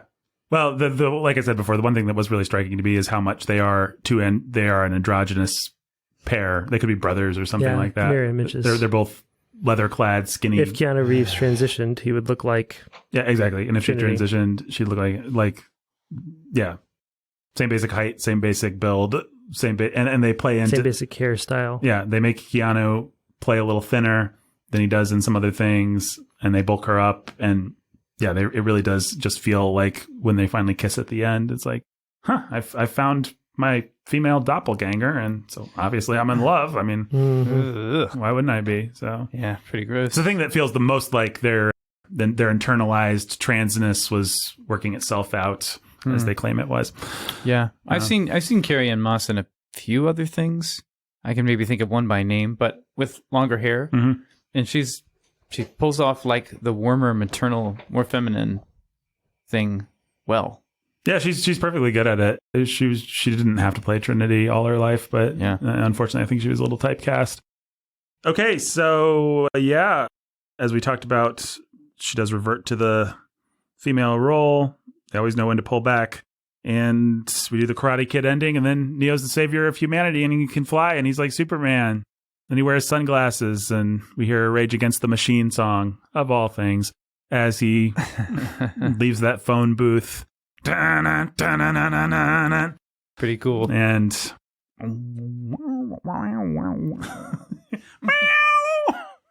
awesome. Pretty awesome. Final thoughts on The Matrix. Does it hold up? Would you recommend it? What do you think? What remains unsaid on this podcast, guys, as we close out our... I don't know. The audience has heard a lot of our ambivalence / criticism and what we enjoyed. Yeah, did we like this movie? Kind of. I mean, kind of not anymore. It's worth watching in a film class. Academically, it's absolutely worth watching. Yeah. Whether it was the big influencer or not, it's certainly a really important signpost in where the culture was going and where cinematic culture was going. So outside of that, avoid. Yeah, sounds good. I mean, I wasn't as... I mean, I did watch it with my wife, who was really not digging it, which does make a big difference. I probably would have liked it a little bit better if I wasn't doing that. But still, it's just kind of lame at this point. I don't know. Yeah, as I was watching it late last night, and I was like, well, this is really gross and hollow, and I really didn't notice all this stuff I'm noticing. Yeah. Back when I used to watch it all the time. I like the first act. I can still sort of get into the intrigue of what is all the dumb, trite, pseudo-philosophical, existential questions, the splinter in your mind kind of stuff. Like, I can still get a little buzz from that, but I don't get much buzz from them mowing down innocent security guards and stuff like that anymore. So, I don't know. Meh. More like the meh tricks. Jake and Ben are laughing so hard, it's actually created a sound vortex. Right. Like it sucked all sound out that of this room. explains it.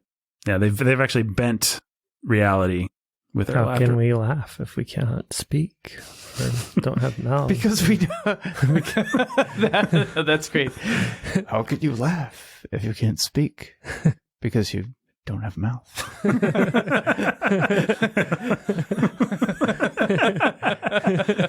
Dialogue improved. I'm looking forward to watching you die when I shoot you with bullets. It's our new comedy character, over-explaining Agent Smith. A really rich conceit that we can mine. Oh, boy, can we? Oh, boy. My thought would be, we already said this, but it's absolutely fascinating to watch a essentially Christian story with all the Christianity stripped out of it. And that's the thing that really stood out to me this time. I mean, this is a Western myth, a Judeo-Christian myth, essentially, but they've removed even just the morality of Luke Skywalker has friends and he feels wonder about things and he likes Obi-Wan Kenobi. Like they've stripped away anything that could resemble like warm human moral feeling. And that seemed really cool when I was 14 or whatever I was. And now it just seems really empty and really hollow, but also really interesting because I wonder how much they did make space for everything that I hate in the culture. The entire Twitterverse, Meanwhile, you can go back and probably find dozens of articles about how, what Jesus does is he unplugs us from the matrix of this world and frees our minds from this is such a great Christian metaphor for the Christian life, and we have to unplug from the world and do the things, and just the inanity of the way that...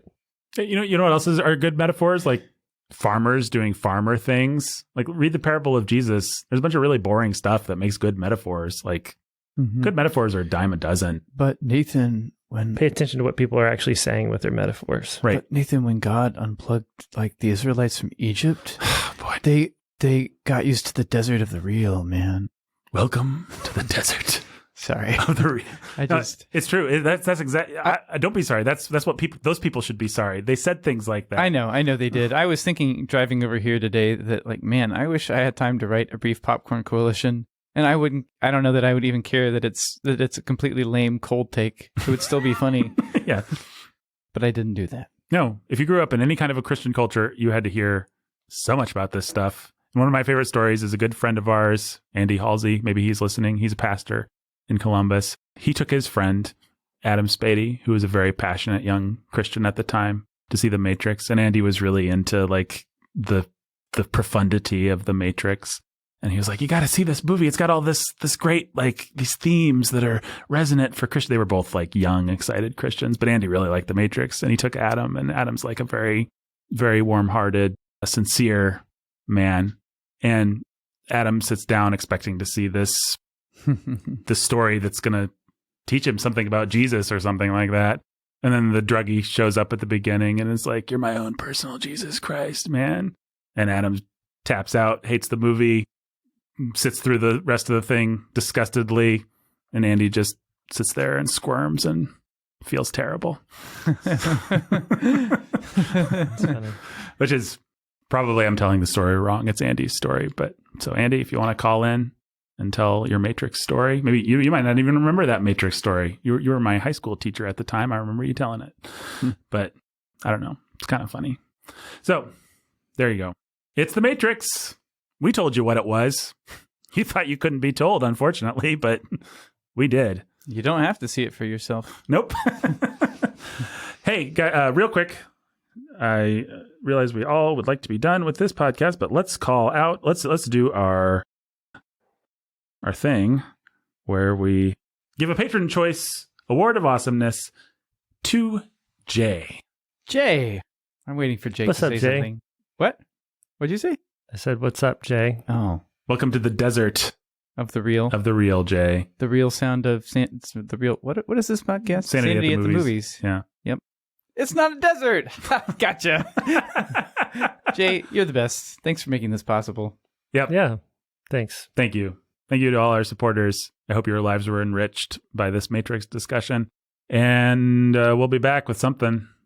I don't know what we're talking about next. I think this was like our big sci-fi splashy action movie month. I don't know what comes next, but yeah, whatever it is, I'm looking forward to it. And until next time, go to patreon.com/Sanity at the Movies. You can hear me and Jake talk about Clone Wars and other fun things over there behind the magical wall of bonus content for the price of a cup of coffee a month. Maybe you used to eat noodles somewhere, much like Thomas Anderson. And now you're giving your noodle money to Patreon to a good cause. Until next time. Follow the white rabbit.